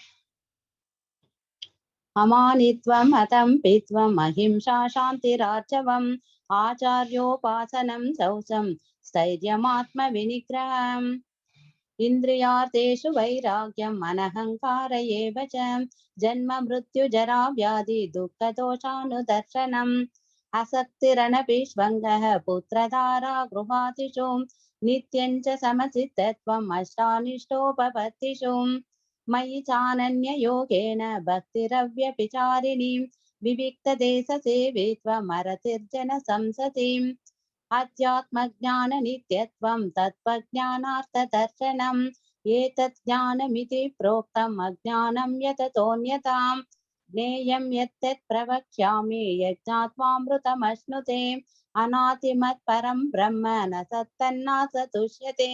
ஹரே கிருஷ்ண மாதாஜி. ஹரே கிருஷ்ணா.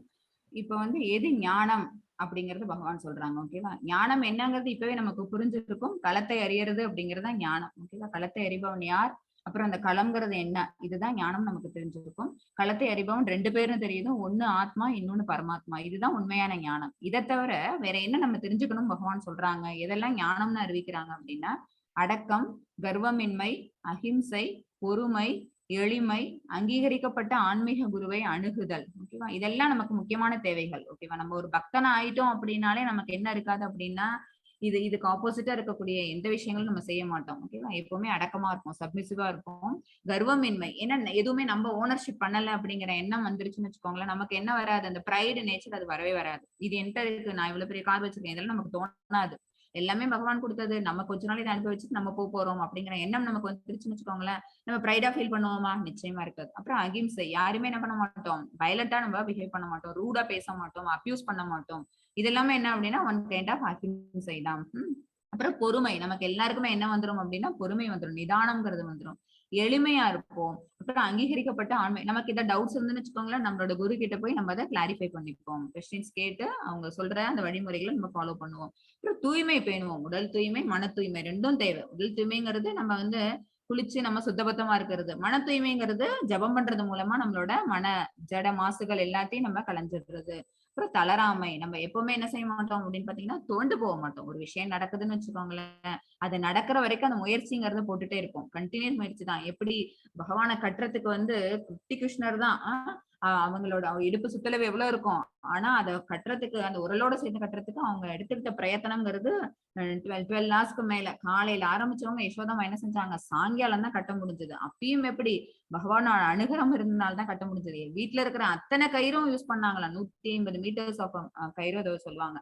அவ்வளவு கைடு யூஸ் பண்ணி பகவானை கட்ட முடியல. அப்ப மனம் தளராம கம்ப்ளீட் எண்டவர் போட்டு அவங்க பண்ணினதுனால என்னாச்சு, அவங்களால ஃபைனலா அவங்க எடுத்த டாஸ்க் அக்கம்ப்ளிஷ் பண்ண முடியுது பகவானோட அனுகிரகம் இருக்கிறதுனால. சோ தளராமை முக்கியம். தென் சுய கட்டுப்பாடு, தென் செல்ஃப் கண்ட்ரோல் வேணும். ஓகேவா, நமக்கு எப்பவுமே என்ன தேவை அப்படின்னா செல்ஃப் கண்ட்ரோல் அப்படிங்கிறது வேணும். செல்ஃப் கண்ட்ரோல் இருந்ததுனால என்ன செய்ய முடியும், புலனடக்கம் அப்படிங்கறதே முடியும். சரியா, ஏன்னா மன அடக்கம் புலனடக்கம் இருந்ததுனாலதான் நம்மளாலதான் இந்த மாதிரி யோக பயிற்சி எதா இருந்தாலும் அதுல முன்னேறி போக முடியும். கர்ம யோகியா இருந்தாலும் சரி, ஞான யோகியா இருந்தாலும் சரி, பக்தி யோகியா இருந்தாலும் சரி. என்ன முக்கியமான தேவை அப்படின்னா we have to control our senses, control our mind. இதெல்லாம் தான். அப்புறம் புலனுணர்ச்சி பொருள்களை துரத்தல். சரியா, அப்ப நம்மளுக்கு கண்ட்ரோல் இருந்ததுனாலே நம்ம என்ன செய்வோம், சென்ஸ் கிராட்டிபிகேஷன் திங்ஸ் எல்லாத்தையுமே நம்ம விட்டுருவோம். பொய் அகங்காரம் இல்லாதிருத்தல், நம்மளோடது எதுவும் இல்லை அப்படிங்கிற அந்த ஓனர்ஷிப் கொண்டாடல அப்படின்னாலே நம்ம கிட்ட என்ன இருக்காது அப்படின்னா அகங்காரம் இருக்காது. பிறப்பு, இறப்பு, முதுமை, நோய் முதலிய ஆகியவற்றின் துன்பத்தினை கவனித்தல்.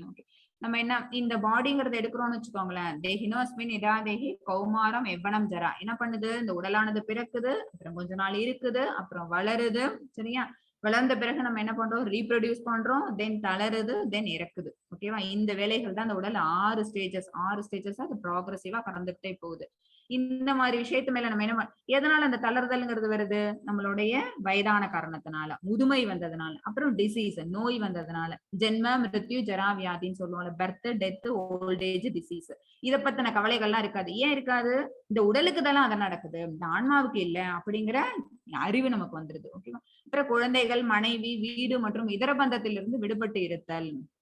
அவங்கள்ட்ட நம்ம என்ன செய்வோம், கொஞ்சம் ஓரளவுக்கு அவங்களுக்கு தேவையான எல்லா காரியங்களும் செய்வோம். ஓகேவா, அவங்களுக்காக நம்ம என்ன பண்ணணுமோ அது எல்லா விஷயங்களும் தொடர்ந்து பண்ணுவோம். பட் என்ன பண்ண மாட்டோம், ரொம்ப அட்டாச்மெண்டா. ஏன் அப்படின்னா நமக்கு தெரியும் இந்த உடலோட கூட சம்பந்தப்படுத்துறதுங்கிறது என்ன பண்ணுது, நம்மள இந்த உலகத்தோட சம்பந்தப்படுத்திடுது. சரியா, நம்ம எங்க போகணும், திருப்பி பகவான்கிட்டே போகணும். இந்த பிறப்புலதான் நம்மளுக்கு யாரு தாய் தந்தை இவங்க எல்லாம் யாரு அப்படின்னு பாத்தீங்கன்னா இந்த ஒரு ஜென்மாலதான். அடுத்த ஜென்மால போகும்போது இந்த ஆத்மா எந்த உடல் எடுக்குதோ, யார் நமக்கு அம்மா அப்பாவோ வரப்போறாங்களோ நமக்கு தெரியாது. ஓகேவா, அதனால என்ன செய்யணும், நம்மளுக்கு ஒரே தாய் தந்தை தான் இருக்கணும், பகவான் தான் இருக்கணும்னு சொல்லிட்டு நம்ம என்ன பண்ண போறோம், ஆன்மீக உடல் எடுத்து கோலக பிருந்தாவனம் போறோம். சோ டிட்டாச்சா இருந்தா மட்டும்தான் நமக்கு என்ன இருக்காது, கஷ்டங்கள், புலம்பல்கள், கவலைகள், அழுகை இதெல்லாம் வராது. அப்புறம் விருப்பு வெறுப்புகளில் சமநிலை. ஸ்திதாதிர்முனி அவங்களோட கேரக்டரிஸ்டிக்ஸ் தான் இதெல்லாம். அப்புறம் என் மீதான நித்தியமான களங்கமற்ற பக்தி. பகவான் மேல என்ன செய்யணும், அன்னலாயிரம் டிவோஷன் சர்வீஸ் பண்ணுவோம். தனிமையான இடங்களில் வாழ விரும்புதல், நம்மளே ஐசோலேட் பண்ணி வச்சுப்போம். பொதுமக்களிடமிருந்து விலகி இருத்தல். ஏன்னா 4 பேர் ஒன்னா சேர்ந்தோம்னா நம்ம பேசக்கூடிய பேச்சு பகவானை பத்தி இருந்தது அப்படின்னா அது டிவோட்டிஸ் அசோசியேஷன், அது நல்லது, அது இன்னும் கொஞ்சம் நம்மளுடைய ஞானத்தை வளர்க்கும். இதுவே தேவையில்லாத பேச்சு பேசுறவங்கள்ட்ட நம்ம என்ன செஞ்சிருவோம் அப்படின்னு பாத்தீங்கன்னா நம்மளே ஆட்டோமேட்டிக்கா அவங்கள்ட்ட இருந்து விலகி இருக்க ஆரம்பிப்போம். ஆத்ம ஞானத்தின் முக்கியத்துவத்தை ஏற்றல், பரமசத்தியத்தை அறிவதற்கான தத்துவ ஆய்வு. பரமசத்தியம் என்ன, ஆத்ம ஞானம் என்ன அப்படின்னா பகவானை பத்தின விஷயங்கள் தான். ஓகேவா, அத பத்தி தெரிஞ்சுக்கிறதுக்காக நம்ம புக் படிக்கிறது, டிஸ்கஸ் பண்ண, குரு போய் கொஸ்டின்ஸ் கேட்கறது, இதெல்லாம் பண்ண ஆரம்பிக்கும். இவையத்தையும் நான் ஞானமாக அறிவிக்கின்றேன். இதெல்லாம் தான் என்ன அப்படின்னா ஞானம். இவற்றை தவிர மற்றவை அனைத்தும் அறியாமையே ஆகும். இதை தவிர வேற நம்ம எது செஞ்சோம்னாலும் அது எல்லாமே என்ன அப்படின்னா தேவையில்லாத செயல், அது எதுவுமே ஞானமாக கருத முடியாதுன்னு பகவான் இந்த இடத்துல பினிஷ் பண்றாங்க. 13 மாதாஜி. ஹரே கிருஷ்ணா. ज्ञेयं यत् प्रवक्ष्यामि यज्ञात्वामृतमश्नुते अनादिमत्परं ब्रह्म न सत्तन्नासदृश्यते. हरे कृष्ण. ஹரே கிருஷ்ணா மாதாஜி. தற்போது எதை அறிவதால் நீ அமிர்தத்தை சுவைப்பாயோ. அர்ஜுனன் கேட்டாங்கல்ல, எனக்கு 10th சாப்டர்ல கேட்டாங்கல்ல, உங்களை பத்தி தெரிஞ்சுக்கிற ஒரு விஷயமும் எனக்கு அமிர்தத்தை சுவைக்கிற மாதிரி இருக்கு. சோ சொல்லுங்க, உங்களோட ஐஸ்வர்யங்கள், வைபவங்கள் எல்லாத்தையும் நீங்க சொல்லுங்கன்னு கேட்டாங்கல்ல. அதனால பகவான் இந்த இடத்துல சொல்றாங்க, நீ எதை அறிவதால் நீ அமிர்தத்தை சுவைப்பாயோ அந்த அறியப்படும் பொருளை நான் உனக்கு விளக்கின்றேன். இப்ப அறியப்படும் பொருள் ஞேயம் பத்தி சொல்றாங்க. ஞானம் முடிஞ்சிருச்சு, இப்ப ஞேயம் வராங்க. ஞேயங்கிறது அறியப்படும் பொருள், அது யாரு அப்படின்னா பகவான் தான். அது எப்படிப்பட்டதுன்னா அதோட கேரக்டரிஸ்டிக் சொல்றாங்க பாருங்க. ஆரம்பம் இல்லாதது, எனக்கு கீழ்ப்பட்டது, பிரம்மன் ஆத்மா என்று அழைக்கப்படுவதுமான இது உலகின் காரணம் மற்றும் விளைவுகளுக்கு அப்பாற்பட்டு விளங்குகின்றது. பரமாத்மா.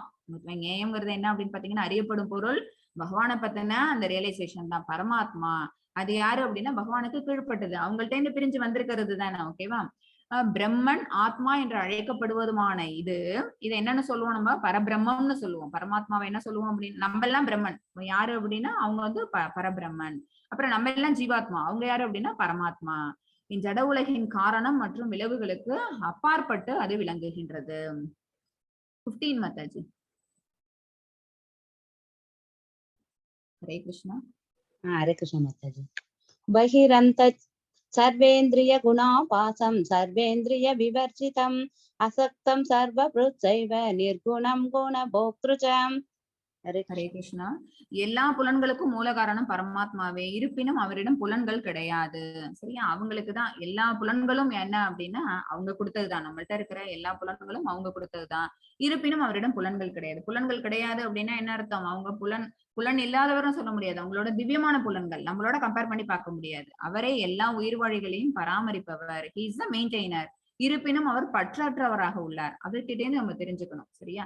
அவர் என்ன பண்றாங்க? அவங்கதான் எல்லாத்தையும் கிரியேட் பண்றாங்க. அவங்கதான் எல்லாத்தையும் வந்து எல்லா விதமாவும் மேனிஃபெஸ்ட் ஆகி அவங்கதான் பராமரிச்சுக்கிட்டு இருக்காங்க. இருந்தாலும் கூட அவங்க எப்படி இருக்காங்க அப்படின்னா பற்றற்றவங்களா இருக்காங்க, டிட்டாச்சா இருக்கிறாங்க. நம்மளும் என்ன செய்யணும் அப்படின்னா நம்மளோட பௌதிக வாழ்க்கையில நம்மளும் என்ன பண்ணணும்? எதுவுமே நம்மளால உருவாக்கப்பட்டது இல்ல. அவங்களால உருவாக்கப்பட்ட விஷயங்கள் மேலேயே அவங்க பற்றற்றவங்களா இருக்கும்போது நம்ம உருவாக்கணும்னு நினைச்சிட்டு இருக்கிறதெல்லாம் என்ன அப்படின்னு பாத்தீங்கன்னா நிச்சயமா இல்ல. அதெல்லாம் ஃபால்ஸ் திங்ஸ். ஓகேவா? நம்மளுடைய போலியான ஒரு எண்ணங்கள் தான் அது. அதனால நம்மளும் என்ன பண்ணணும்? பற்றற்றவர்களாக டிட்டாச்சா இருக்கணும். அவர் இயற்கையின் குணங்களுக்கு அப்பாற்பட்டவர். அதே சமயத்தில் ஜட இயற்கையின் எல்லா குணங்களுக்கும் அவரே எஜமானர். அந்த முக்குணங்களுக்கு எஜமானர் யாரு அப்படின்னு பாத்தீங்கன்னா பகவான் தான். ஆனா அந்த குணங்களுக்கு அப்பாற்பட்டுதான் அவங்க இருக்கிறாங்க. ஒரு சூரியன் எப்படி இருக்கு? எல்லா இடத்துலயும் பரவி இருக்குது. அந்த மாதிரி பகவான் என்ன செய்யறாங்க அப்படின்னா எல்லா இடத்துலயும் பரவி இருக்கிறாங்க. எல்லா இடத்துலயும் பரவி இருக்கிறதோட இல்லாம பற்றற்றவர்களா இருக்கிறாங்க. ஓகேவா? 16 மெத்தட்ஸ். यस माताजी। बहिरन्तच्च भूतानाम् असरञ्चरमेव च सूक्ष्मत्वात् तत विज्ञेयं दूरस्तत्सान्तिके सततं। हरे कृष्ण। பரமாத்மா எல்லா உயிர்வாழிகளின் உள்ளும் புறமும் உள்ளார். எல்லாரோடையும் உள்ளர இருக்காங்க. பரமாத்மா சுரூபமா இருக்கிறாங்க. வெளியில தோன்றாத அவ்வியக்த நிலையில இருக்கிறாங்க. அசைவன மற்றும் அசையாதவற்றிலும் உள்ளார். மரம் செடி கொடியிலயும் இருக்கிறாங்க, நம்மள்ட்டையும் இருக்கிறாங்க, மலைகள்லயும் இருக்கிறாங்க. அவர் சூட்சமமானவர் என்பதால், சூட்சமமானவர்னா என்ன அர்த்தம் அப்படின்னா உங்களுடைய புலன்கள் வந்து சூட்சமமானது. யாருக்கு தான் தெரியும்? பக்தனுக்கு தான் தெரியும். பகவானை பத்தின அந்த ஒரு அறிவோட அந்த கண்ணோட நம்ம பார்க்கும்போது மட்டும்தான் நம்மளால பகவானை என்ன பண்ணிக்க முடியும்? புரிஞ்சுக்க முடியும். அது புரிஞ்சுக்கிறதுக்கு அவங்க எளிதானவங்க. ஆனா நம்மளால என்ன பண்ண முடியாது? புரிஞ்சுக்க முடியாது. நம்மளால அந்த அளவுக்கு அந்த ஞானத்தை வளர்த்துக்க முடியாது. அப்படி வளர்த்துக்கிட்டோம் அப்படின்னா அவங்களை புரிஞ்சுக்கிறதுங்கிறது ரொம்ப சிம்பிள். ஜட புலன்களின் வலிமையால் காண்பதற்கோ அறிவதற்கோ அப்பாற்பட்டவர். அதுதான் இப்ப சொல்லியிருக்காங்க. ஜட புலன்களின் வலிமையால் நம்மள்ட்ட இருக்கக்கூடிய சென்சஸ் எல்லாம் என்ன அப்படின்னு பாத்தீங்கன்னா இந்த ஜட சக்திகளை மட்டும்தான் நம்மளால கண்ணுக்கு காட்டும். இவங்க வந்து என்ன அப்படின்னா இதுக்கு அப்பாற்பட்டவங்க, ஆன்மீக வெளியை சேர்ந்தவங்க, ஸ்பிரிச்சுவல் பர்சன். அந்த ஸ்பிரிச்சுவல் பர்சனாலிட்டியை பாக்குறதுக்கு நம்மளுடைய கண்களும் எப்படி இருக்கணும் அப்படின்னா திவ்யமான புலன்கள் உடையவங்களா நம்ம இருக்கணும். திவ்யான புலன்கள் நமக்கு திடீர்னு எங்கேயிருந்து வரும் அப்படின்னா by doing devotion service. Eventually we can get the அந்த மாதிரியான புலன்கள் நமக்கும் கிடைக்கும். மிக மிக தொலைவில் இருப்பினும் அவர் அனைவரின் அருகிலும் உள்ளார். ஈஷோபனிஷத்துன்னு ஒரு உபனிஷத்து, நீங்க லெவல் 2, 3 எல்லாம் போனீங்கன்னா அதை படிப்பீங்க. நம்மளுக்கு சிலபஸ்ல இருக்குது. ஈஷோபனிஷத்துல ஸ்லோகம் 5 நினைக்கிறேன். அதுல வந்து ஒரு ஸ்லோகம் வரும் பகவானை பத்தின அவங்களோட குவாலிட்டிஸ் எப்படி அப்படின்னு பாத்தீங்கன்னா தத் தேஜதி தன் நைஜதின்னு இருக்கும். அவங்க வந்து நடக்கவும் செய்வாங்க, நடக்காமையும் இருப்பாங்க. அப்புறம் தத்தூரே தத்துவ அந்திக்கே, அவங்க வந்து தூரமா இருப்பாங்க, அதே சமயத்துல இந்த பக்கமாவும் இருப்பாங்க. அவங்க எங்க இருக்கிறாங்க? இப்ப நம்ம பார்த்தா தெரியும். அவங்க எங்க இருக்கிறாங்க? கோலோக பிருந்தாவனத்துல இருக்கிறாங்க. அது எங்க இருக்குது? ஆன்மீக வெளியில இருக்குது. அதுக்கப்புறம் எண்ணற்ற வைகுண்டங்களை தாண்டி அதுக்கப்புறம் நம்மளோட பிரபஞ்சம்னு எதுன்னு தேடி வந்து அந்த பிரபஞ்சத்துக்குள்ள நம்ம இருக்கிறது ஒரு 14 லோகங்கள்ல இருக்கக்கூடிய ஒண்ணு பூர்லோகத்துல இருக்கிறோம். பூர்லோகத்துல நம்ம இருக்கக்கூடியது ஒரு சின்னோண்டு பிளேஸ்ல குட்டியோண்டு வீட்டுல நம்ம இத்தினோண்டு ஆத்மாவா நம்ம இருக்கிறோம். ஓகேவா? சோ நம்ம அவங்கள்ட்ட இருந்து எவ்வளவு தூரம் தள்ளி இருக்கோம் பாருங்க. ஆனா இவ்வளவு தள்ளி இருக்கோமா, ஆனா அவங்க நம்மளோட உள்ளரையும் இருக்கிறாங்க.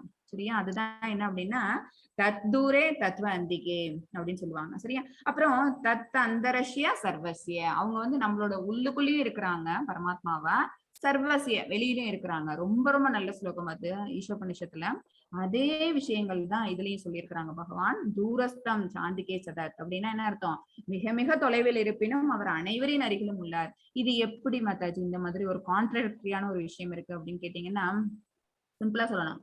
பக்தனுக்கு கண்ணுக்கு தெரிவாங்க. சரியா? பக்தன் நம்ம சரண்டர் பண்ணிட்டோம், கம்ப்ளீட்டா சரண்டர் பண்ணிட்டோம் அப்படின்னா நம்ம பாக்குறது எல்லாமே என்ன அப்படின்னா பரமாத்மாவை தான் பார்ப்போம். ஓகேவா? நம்ம எல்லாருக்கும் அவங்க பக்கத்துல இருக்கிற மாதிரி தெரிவாங்க. பக்தன் அல்லாதவர்களுக்கு அவங்க தொலைவில் இருக்கிற மாதிரியும் தெரிவாங்க. பிரகலாதனுக்கு பாக்குற இடம் எல்லாம் பகவான் தெரிஞ்சாங்க. ஆனா பிரகலாதனோட அப்பா இரண்யகசிபுக்கு தெரியல. இங்க இருக்கிறாரான்னு கொஸ்டின் பண்ணிட்டு இருந்தாங்க. ஓகேவா? இதுதான் பக்தனுக்கும் அபக்தனுக்கான வித்தியாசம் என்ன அப்படின்னு பாத்தீங்கன்னா பகவானை மிக அருகில பார்க்கக்கூடிய ஒரு தகுதி யாருக்கு கிடைச்சிடும் அப்படின்னு பாத்தீங்கன்னா கம்ப்ளீட்லி சரண்டரான ஒரு ஜீவாத்மாவுக்கு. பரமாத்மாவின் தன்மை ஏன் முரண்படுகிறது அப்படின்னா இதனாலதான் முரண்படுகிறது. பகவானோட தன்மைங்கிறது தூரத்திலயும் இருக்கிற மாதிரி இருப்பாங்க, அதே சமயத்துல கிட்டயும் இருப்பாங்க. இது பக்தனுக்கு ரொம்ப அக்சசிபிளா இருக்கிறதுன்னு அர்த்தம். 18 மாதாஜி. ज्योतिषामपि तज्ज्योतिस्तमसत्परमुच्यते ज्ञानं ज्ञेयं ज्ञानगम्यं हृदि सर्वस्य विष्टितम्. हरे कृष्ण. ஹரே கிருஷ்ணா. பிரகாசிக்கும் பொருள்கள் எல்லாவற்றிற்கும் மூலம் அவரே. அவர் ஜடத்தின் இருட்டிற்கு அப்பாற்பட்டவராகவும் தோன்றாதவராகவும் உள்ளார். பிரகாசிக்கும் பொருள்கள் அப்படின்னா என்ன அர்த்தம்? சூரியன் வச்சுக்குவாங்க. ஆதித்ய வர்ணம் பிரசாதாத்துன்னு சொல்லுவாங்க. பகவான் என்ன சொல்லுவோம் அப்படின்னா ஆதித்ய வர்ணம், சூரியனை மாதிரி அவ்வளவு ஒரு பிரகாசமான ஒரு ஒளி வெள்ளத்தை பாய்ச்சக்கூடியவங்க, நித்தியமாக பிரகாசிக்கக்கூடியவங்க. ஓகேவா? அது எல்லாத்துக்கும் மூலம் யாரு? சூரியனுக்கு எங்க இருந்து வருது பிரகாசம் அப்படின்னா பகவான்கிட்ட என்ன வருது? ஏன்னா பகவானோட கண்கள் தான் வந்து சூரியன் அம்சம். சரியா? சோ எல்லாவற்றிற்கும் மூலம் அவரே. அவர் ஜடத்தின் இருட்டிற்கு அப்பாற்பட்டவர். ஒரு இருட்டான ரூம் இருக்குது, அங்க ஒரே ஒரு விளக்க கொண்டு வைங்க, இப்ப இருட்டு எங்கன்னு தேட ஆரம்பிச்சிருவோம். ஒரு விளக்கு ஒண்ணு எரியிற விளக்க கொண்டு வந்து வச்சோம். அதே மாதிரி நம்ம மனசு, நம்மளோட புத்திங்கிறது பகவானை பத்தின அறியாமையில இருந்தது. கொஞ்சமா நம்ம ஒரு ஞானத்தை எடுத்துக்கிட்ட உடனே என்ன ஆகுது? அந்த கலங்கங்கள்லயும் நம்ம வெளிப்பட்டுறோம். நமக்கும் அந்த அறியாமைங்கிற இருள்ங்கிறது போயிடுது. பகவானை பத்தி மேல மேல தெரிஞ்சுக்கணும், தேடணும் அப்படிங்கிற அந்த ஒரு தாகம் நமக்குள்ள வர ஆரம்பிச்சிடும். சரியா? ஜடத்தின் இருட்டிற்கு அப்ப இருட்டிற்கு அப்பாற்பட்டவர்னா அதுதான் அறியாமை அப்படிங்கிற அந்த இருட்டுக்கு அப்பாற்பட்ட வெளிச்சங்கிறது அவங்கதான். ஆனா அது தோன்றுதா அப்படின்னு பாத்தீங்கன்னா அது கண்ணுக்கு தெரியாது. ஆனா தோன்றும். யாருக்கு அப்படின்னா பக்தனுக்கு. அவரே அறிவாகவும் அறியப்படும் பொருளாகவும் அறிவின் இலக்காகவும் உள்ளார். அவரே அறிவு, அவர்தான் ஞானம். சரியா? ஞானத்தை கொடுக்கறது அவர்தான். அவரை பத்தி தெரிஞ்சுக்கிறது தான் ஞானம். அப்புறம் அறியப்படும் பொருள் யாரு? அவங்கதான் அறியப்படும் பொருள். நேயம் என்ன அப்படின்னு பாத்தீங்கன்னா பகவான் தான், பரமாத்மாவை தான் நம்ம அறிய போறோம். அதை சொல்றதும் யாரு அப்படின்னா பகவான் தான் சொல்லி தராங்க.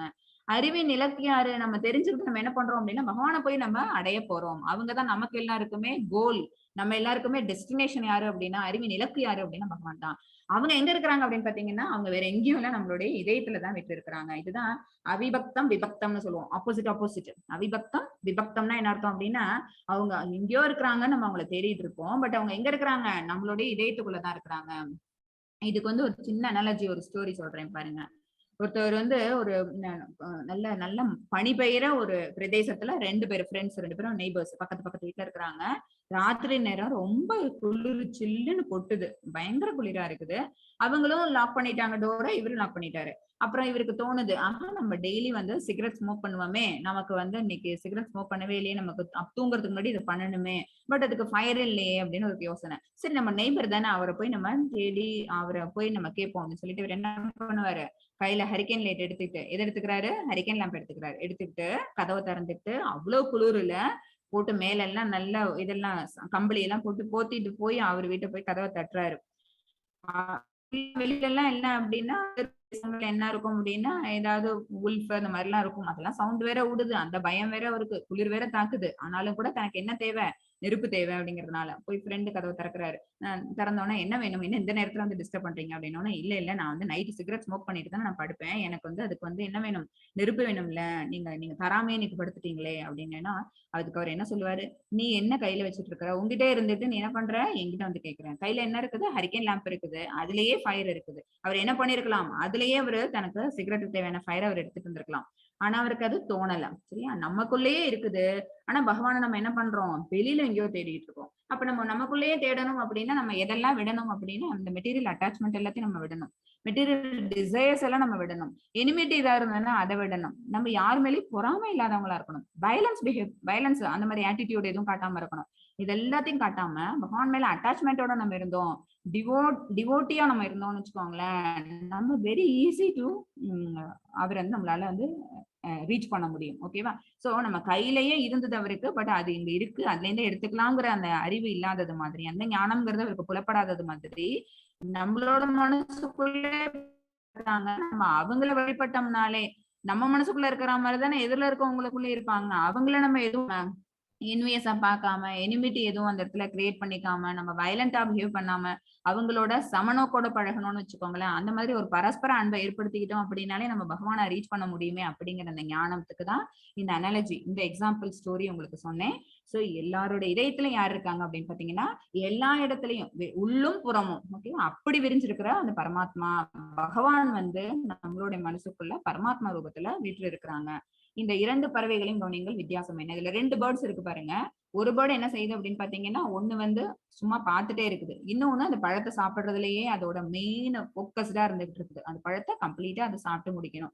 ஒரு பழம் முடிச்சதுன்னா அடுத்த பழம், அடுத்த பழம், அடுத்த பழம் வந்து அங்க இருக்கிற அந்த ஃப்ரூட்ஸ் எல்லாத்தையும் முடிக்கணும் அப்படின்னு எது இருக்குன்னா ஒரு பேர்டு. இன்னொரு பேர்டு சும்மா அதை சாட்சியா பார்த்துக்கிட்டு இருக்குது. 19 மாதாஜி. इति चेत्रं तथा ज्ञानं ज्ञेयं चोक्तं समासतः मद्भक्त एतत् विज्ञाय मद्भावयो भवत्यते. हरे कृष्ण ஹரே माताजी. கிருஷ்ணா.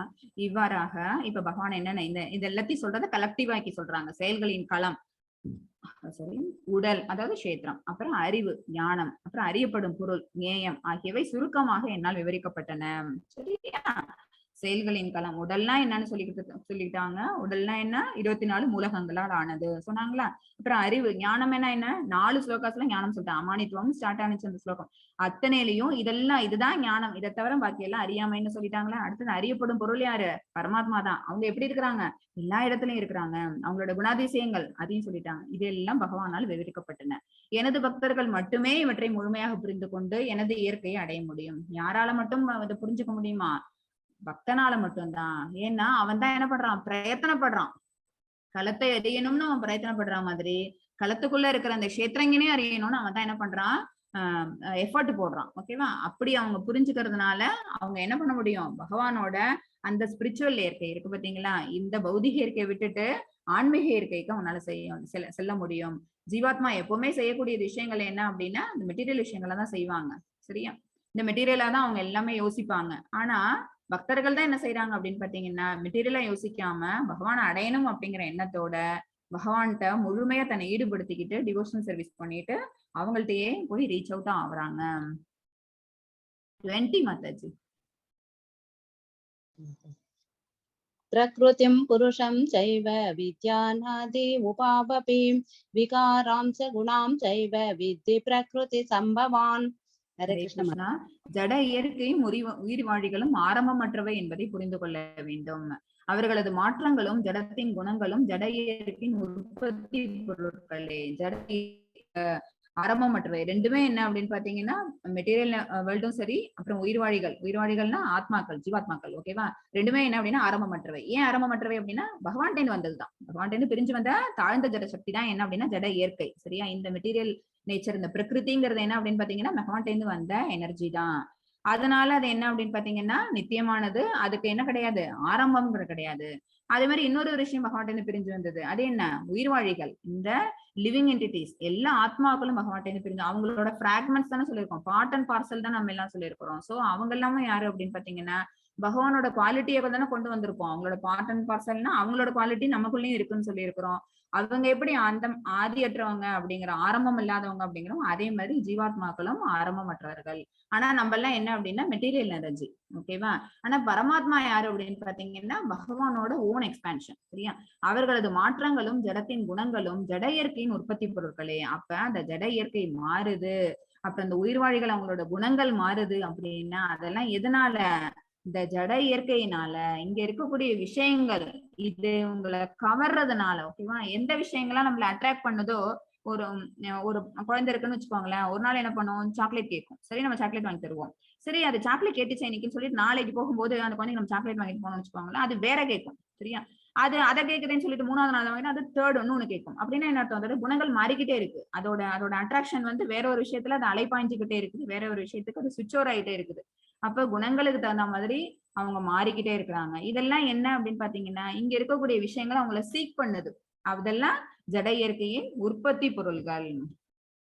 84 உயிரினங்களுக்கு வழிவகுக்கும் சங்கத்தின் பண்பு என்ன? அந்த பண்புகள் நம்ம ஏற்கனவே பார்த்துட்டோம். ஓகேவா? அதுதான் இப்ப நம்ம திருப்பி பார்க்க போறது. மாதாஜி 21ல வாசிங்க. कार्यकरण कर्तृत्वे हेतु प्रकृतिरुच्यते पुरुषः सुख दुःखानां भोक्तृत्वे हेतुरुच्यते. हरे कृष्ण माताजी. ஹரே கிருஷ்ணா. எல்லா செயல்களுக்கும் விளைவுகளுக்கும் இயற்கையே காரணமாக கூறப்படுகிறது. ஓகேவா? ஜட இயற்கை தான் காரணம். ஒரு மனுஷன் ஒரு செயலை செய்யறான், ஒரு உயிர்வாழியானவன் ஒரு செயலை செய்யறான், அந்த செயலுக்கு இந்த மாதிரி ஒரு விளைவு கிடைக்குது அப்படின்னா அதுக்கு காரணம் ஜட இயற்கைன்னு சொல்லப்படுது. இருப்பினும் இவ்வுலகின் பல்வேறு இன்பத் துன்பங்களுக்கு உயிர்வாழியே காரணமாக கூறப்படுகிறது. ஓகேவா? ஆனா எது காரணம்? உண்மை காரணம் எது? ஒருத்தவங்க அட்ராக்ஷன் சீக் பண்ற மாதிரி ஒரு விஷயத்த பண்ணினாங்க அப்படின்னா அதுக்காக போய் நம்மளோட குணங்களை மாத்திக்கிட்டு போறது யாரு அப்படின்னா நம்ம தான். ஓகேவா? நம்ம ஒரு முடிவு எடுத்துறோம், டிட்டர்மைண்டா இருக்கிறோம் அப்படின்னா இன்னொருத்தவங்க சொல்றாங்கிறதுக்கு அந்த முடிவை மாத்துறோம்னு வச்சுக்கோங்களேன். அப்ப அந்த விளைவுக்கு காரணம் யாரு அப்படின்னு பாத்தீங்கன்னா அவங்க கிடையாது, நம்ம தான். ஏன்னா நம்மளுடைய குணம். சரியா? அதுதான் இங்க சொல்லப்பட்டிருக்குது. எல்லா செயல்களுக்கும் விளைவுகளுக்கும் இயற்கையே காரணமாக கூறப்படுகிறது. இருப்பினும் இவ்வுலகின் பல்வேறு இன்ப துன்பங்களுக்கு, அப்ப அந்த விளைவு வந்து நமக்கு இன்பத்தையோ துன்பத்தையோ கொடுக்குதுன்னு வச்சுக்கோங்களேன். அப்ப அதுக்கு யார் காரணம்? ஆக்சுவலா ஹூ இஸ் த டூயர் தேர் அப்படின்னா அந்த உயிர்வாழி தான் அந்த செயல்பாடை செய்யறான். சரியா? அதை தூண்டுறவன் பண்ணல. சரியா? உயிர்வாழிதான் என்ன பண்றான்? குணங்களுக்கு உட்பட்டு போனதுனால அந்த செயல்களை செய்யறான். செயலை செய்யற மாதிரி தூண்டுறதுக்கு பல விதமான அதெல்லாம் தான் என்ன ட்ரிகர்ஸ்ன்னு சொல்லுவோம். அதெல்லாம் இருக்கும், நிறைய ட்ரிகர்ஸ் இருக்கும். நம்ம என்ன செய்யணும்? நம்ம சுத்த சத்துவ நிலையில நம்ம நிலைநிறுத்திக்கிட்டோம்னு வச்சுக்கோங்களேன். மனசை அலைப்பாய விடாம நம்மளால புலன்களை கட்டுப்படுத்த முடிஞ்சா, மனசை கட்டுப்படுத்த முடிஞ்சா நிச்சயமா இன்ப துன்ப விளைவுகள் நம்மள அண்டாது. ஆனா நம்ம என்ன செஞ்சிடறோம்? புலன்களை விட்டுடுறோம், அடுத்தது மனசை விட்டுடுறோம். அப்ப ஆட்டோமேட்டிக் என்ன செய்யறோம்? அது நம்மள அட்ராக்ஷன் பண்ணுதா, உடனே அதை போய் செஞ்சு பார்ப்போம்னு சொல்லிட்டு அந்த இயற்கை தரக்கூடிய அந்த விஷயங்கள் நம்ம செய்யறோம். அப்ப செய்யறதுனால நமக்கு இன்பம் துன்பம்ங்கிறது வருது. அப்ப நம்ம யார பிளேம் பண்ணக்கூடாது? இயற்கையை பிளேம் பண்ணக்கூடாது. யார் தான் அந்த இடத்துல வந்து அந்த எடுத்துக்கணும், அந்த தப்பை யார் எடுத்துக்கணும் அப்படின்னா அந்த உயிர்வாழியானவன் தான். சோ அவன் தான் காரணம். இந்த ஒரு ஞானத்தையும் பகவான் இங்க சொல்றாங்க. 22 மாதாஜி. पुरुषः प्रकृतिस्थो हि भुङ्क्ते प्रकृतिजान् गुणान् कारणं गुणसङ्कोच्य सतसत्येनि जन्मसु. हरे ஹரே कृष्ण. கிருஷ்ணா. இதுதான் இப்ப இங்க விளக்கமா சொல்றாங்க. இவ்வாறாக ஜட இயற்கையில் உள்ள உயிர்வாழி, நம்ம உயிர்வாழியானவன் எங்க இருக்கிறான்? இந்த பௌதிக வாழ்க்கையில தான் வாழ்ந்துகிட்டு இருக்கிறான். இயற்கையின் முக்குணங்களை அனுபவித்துக் கொண்டு முக்குணங்களை மாத்தி மாத்தி அனுபவிக்கிறோம் நம்ம. ஓகேவா? ஏன்னா பரமாத்மா எப்பவுமே நம்மளோட ஜீவாத்மாவுடைய உறைஞ்சுகிட்டு இருக்குது. அவங்க வந்து ரொம்ப மெர்சிஃபுல்லானவங்க. ஆத்மா எப்பயாவது ஒரு டைம் வந்து அந்த சாட்சி பறவையா இருக்கும். 2 பறவை பார்த்தோம்ல, அதுல ஒரு பறவை நம்ம தான். பல்வேறு பழங்களை சாப்பிட்டுட்டு இருக்கிறோம் அப்படின்னா என்ன அர்த்தம்? நிறைய ஃப்ரூட்ஃபுல் ஆக்டிவிட்டிஸ் எல்லாத்தையும் செஞ்சுக்கிட்டு இருக்கிறோம், நிறைய புலனுகர்ச்சி பொருட்களை நம்ம பண்றோம்னு அர்த்தம். சரியா? இது முடிஞ்சுதான் அடுத்தது, அது முடிஞ்சுதான் அடுத்தது, நம்மளோட கோலை நம்ம என்ன பண்றோம்? தள்ளி வச்சுக்கிட்டே இருக்கிறோம். அது அந்த அந்த ஆசை, அந்த டிசைர் லெவலுக்கு வந்து முடிவே இல்லாம அது வளர்ந்துகிட்டே போகுது. இவன் எப்படா நம்மள திரும்பி பார்ப்போம்னு அந்த இன்னொரு சாட்சி பறவை என்ன பண்ணுது? காத்துக்கிட்டே இருக்குது. நம்ம இந்த மேல இருக்கிற ஆசையை விட்டு நம்ம திரும்பி பார்த்தோம்னா அதுக்கப்புறம் அவங்க நம்மள புடிச்சுப்பாங்க. ஓகேவா? சாட்சி பறவை நம்மள அதுக்கப்புறம் கேரி ஓவர் பண்ணிட்டு போவாங்க. அவங்க அவ்வளவு மெர்சிஃபுல். ஓகேவா? பரமாத்மா ஹி இஸ் சோ மெர்சிஃபுல். ஆனா நம்ம என்ன செய்யறோம்? அவங்க இருக்கிறதே கம்ப்ளீட்டா மறந்துட்டு இந்த புலனுணர்ச்சிக்கு பொருள் மேலேயே ஆட்பட்டு போய் இதுலயே பலவிதமான செயல்களை செஞ்சு செஞ்சு இந்த உடலை எடுத்தோமா, அடுத்தது இதுக்கான விளைவுக்கு தகுந்த மாதிரி நம்ம பன்றியோட உடலையோ, நாயோட உடலையோ, அல்லது தேவரின் உடலையோ, சரியா, அல்லது இன்னொரு ஒரு மனித உடலையோ, அல்லது பூச்சி புழு இந்த மாதிரி ஏதாவது உடலை எடுத்துட்டு நம்ம என்ன செய்யறோம்? மறுபடியும் மறுபடியும் இதே உலகத்திலே தான் இந்த மாதிரி ரிசைட் ஆயிட்டே இருக்கிறோம். இதுதான் இங்க சொல்லப்பட்டிருக்குது. இயற்கையின் முக்குணங்களை அனுபவித்துக் கொண்டு இந்த மாதிரியான உடல் மாறுபாடுகள் எப்ப வரும் அப்படின்னா அந்த முக்குணங்களின் தாக்கத்தினால நம்மளோட செயல்பாடுகள் மாறும், அதனால விளைவுகள்ங்கிறது வரும். அந்த விளைவுகளுக்கு தகுந்த மாதிரி இந்த உடல்கள் கிடைக்கும். வாழ்வின் வழிகளை பின்பற்றுகின்றான். இவை ஜட இயற்கையின் தொடர்பினால் ஏற்படுபவை. இது எல்லாமே எது ரீசன் அப்படின்னா இந்த மெட்டீரியல் என்டாங்கிள்மெண்ட் தான். சரியா? இந்த என்டாங்கிள்மெண்ட் தான், இந்த விலங்கை தான் நம்ம என்ன பண்ணணும்? உடைக்கணும். இவ்வாறு பல்வேறு இனங்களில் அவன் நன்மை தீமைகளை சந்திக்கிறான். எந்த உடல் எடுத்தாலும் நமக்கு என்ன கிடைக்கும்? நன்மை அல்லது தீமை. சரியா? நமக்கு நல்லது பண்றவங்களும் இருப்பாங்க, நமக்கு தீயது பண்றவங்களும் இருப்பாங்க. நம்ம தீயது பண்றவங்கள்ட்டே நம்ம விலகி இருந்து நமக்கு நல்லது பண்றவங்களோட நம்மள அசோசியேட் பண்ணிக்கணும் அப்படிங்கிற அறிவு எப்ப இருக்கும் அப்படின்னு பாத்தீங்கன்னா நம்ம இந்த உடலை எடுக்கும்போது மட்டும்தான். அப்பதான் நம்மளால என்ன செய்ய முடியும்?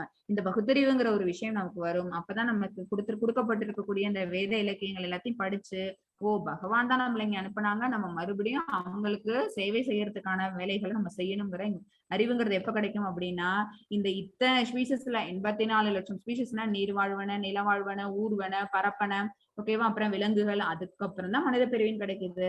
இந்த கிடைத்திருக்கிற மனித பிறவி நம்ம என்ன பண்ணிக்கணும்? கரெக்டா யூட்டிலைஸ் பண்ணிக்கணும். பரமாத்மா செய்யும் 2 விஷயங்கள் என்ன அப்படின்னா, ஒண்ணு சாட்சியா இருக்கிறாங்க, இன்னொன்னு எப்ப அந்த ஜீவாத்மா பாக்குதோ அப்ப அவங்கள கைட் பண்றாங்க. 23 மாதாஜி.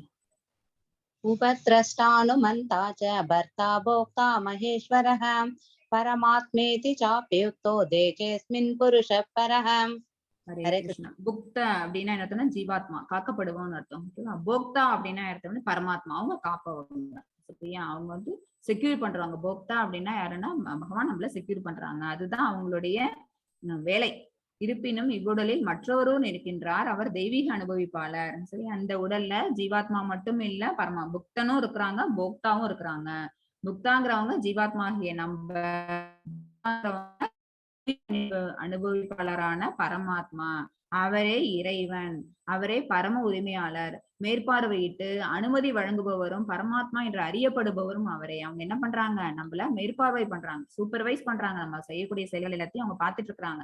அப்புறம் அதுக்கு நம்ம வந்து பெர்மிஷன் கொடுக்கறதும் அவங்கதான். சரியா? நம்ம வந்து எப்ப அவங்கள பக்கம் நம்ம திரும்புறோமோ அப்ப நம்ம செய்யக்கூடிய செயல்பாடுகளை நம்ம மாத்திக்கும் போது அதை கண்காணிச்சிட்டு இருக்கோம் யாரு அப்படின்னு பாத்தீங்கன்னா பரமாத்மா என்று அறியக்கூடிய பகவான் ஒருவரே. அவர்தான் நம்மளை காப்பவர், நம்ம எல்லாம் ரட்சிக்கப்படுபவன், அவங்க ரட்சிப்பவங்க. 24 மாதாஜி. य एवं वेत्ति पुरुषं प्रकृतिं च गुणैः सह सर्वदा वर्तमानोऽपि न स भूयोऽपि जायते. ஹரே கிருஷ்ணா. உயிர்வாழி குணங்களுடனான இவற்றின் உறவு ஆகியவை ஜட இயற்கை பற்றிய இந்த தத்துவத்தை புரிந்து கொள்பவன் நிச்சயமாக முக்தி அடைகின்றான். ஓகேவா? உயிர்வாழி குணங்களுடனான இவற்றின் உறவு ஆகியவற்றை ஜட இயற்கை ஆகியவற்றை பற்றிய இந்த தத்துவத்தை, ஓகேவா, அந்த ஞானம், நேயம், இதெல்லாம், அப்புறம் களம், அப்புறம் களத்தை எறிபவன், இந்த மாதிரி எல்லா தத்துவத்தையும் யார் புரிஞ்சுக்கிறானோ, இது ஞானம் கிடைச்சிருச்சா, ஞானம் மூலமா முக்தி அடையறதுக்கான வழிதானே. 13th சாப்டர் என்ன சொல்லிருக்கு ஃபர்ஸ்டே, பக்தி கலந்த ஞான யோகம். நம்ம பக்தி யோகம் பண்ணோம்னாலே நமக்கு முக்திங்க. அப்படிங்கும் போது பக்தி கலந்த ஞான யோகம் பண்ணோம்னா நிச்சயமா நமக்கு முக்தி. அவனது தற்போதைய நிலை எவ்வாறு இருந்தாலும் சரி, அவன் மீண்டும் இங்கே பிறவி எடுக்க போவதில்லை. அவன் இப்ப இருக்கிற பொசிஷன்ல அவன் வந்து எந்த மாதிரி இருந்தாலும் சரி, அவனுக்கு அந்த ஞானம்ங்கிறது கிடைச்சிருச்சுன்னா அதுக்கு மேல அவன் பண்ணக்கூடிய ஆக்டிவிட்டிஸ் எல்லாமே என்ன பண்ணிப்பாங்க அப்படின்னா மாத்திக்க ஆரம்பிச்சிருவாங்க. அப்படி மாத்திக்கிட்டாங்க அப்படின்னா அவங்க போகக்கூடிய வழி என்ன அப்படின்னு பாத்தீங்கன்னா பகவானுக்கு சேவை செய்யக்கூடிய அந்த டிவோஷனல் சர்வீஸ், அந்த பார்த்துதான் அவங்க தேர்ந்தெடுப்பாங்க. அப்ப அந்த வழியில போகும்போது அவங்களுக்கு நிச்சயமா மறுபிறவிங்கிறது இங்கே கிடையாது. 25 மாதாஜி. ध्यानेनात्मनि पश्यन्ति केशितात्मानमात्मनाम् अन्ये साङ्ख्येन योगेन कर्मयोगेन चापरे. हरे कृष्ण. கிருஷ்ணா. தங்களுக்குள் இருக்கும் பரமாத்மாவினை சிலர் தியானத்தினாலும் சிலர் ஞானத்தை வளர்ப்பதாலும் வேறு சிலர் பலனை எதிர்பார்த்து செயல்படுவதாலும் காண்கின்றனர். இது வந்து 3 யோகங்களும் சொல்லியிருக்கு பாருங்க. தியான யோகம் சொல்லப்பட்டிருக்குது, அப்புறம் ஞான யோகம் சொல்லப்பட்டிருக்குது, அடுத்தது கர்ம யோகம் சொல்லப்பட்டிருக்குது. பகவான் இந்த 3 விதமான யோகங்கள், இது 3த்தையும் பண்றதுனாலே நம்மளால என்ன பண்ண முடியும், உள்ளிருக்கக்கூடிய பகவான பரமாத்மாவை நம்மளால உணர முடியும்னு சொல்றாங்க. ஓகேவா? 26 மெத்தட். अन्ये त्वेवमजानन्त श्रुत्वानेऽप्य उपासते तेऽपि चाति तरन्त्येव मृत्युं श्रुतिपरायणाः. हरे कृष्ण. வேறு சிலர் இந்த மாதிரி 3 யோகங்கள் பண்றது மூலமா தெரிஞ்சுக்காதவங்க வேற எப்படி இந்த ஞானத்தை பெறுவாங்க, வேற எப்படி இந்த பிறப்பிறப்பு கடல்ல இருந்து அவங்க முக்தி பெறுவாங்க அப்படின்னா, ஆன்மீக ஞானத்தில் ஆழ்ந்த அனுபவம் இல்லாத போதிலும் அவங்களுக்குன்னு படிச்ச அந்த ஞானத்தை எடுத்துக்கல அப்படின்னா பிறரிடமிருந்து முழுமுதற் கடவுளை பற்றி கேட்டதன் அடிப்படையில் அவரை வழிபட தொடங்குகின்றனர். நம்ம எல்லாரும் மாதிரிதான். ஆன்மீக ஞானம் நம்ம எல்லாருக்கும் கிடையாது.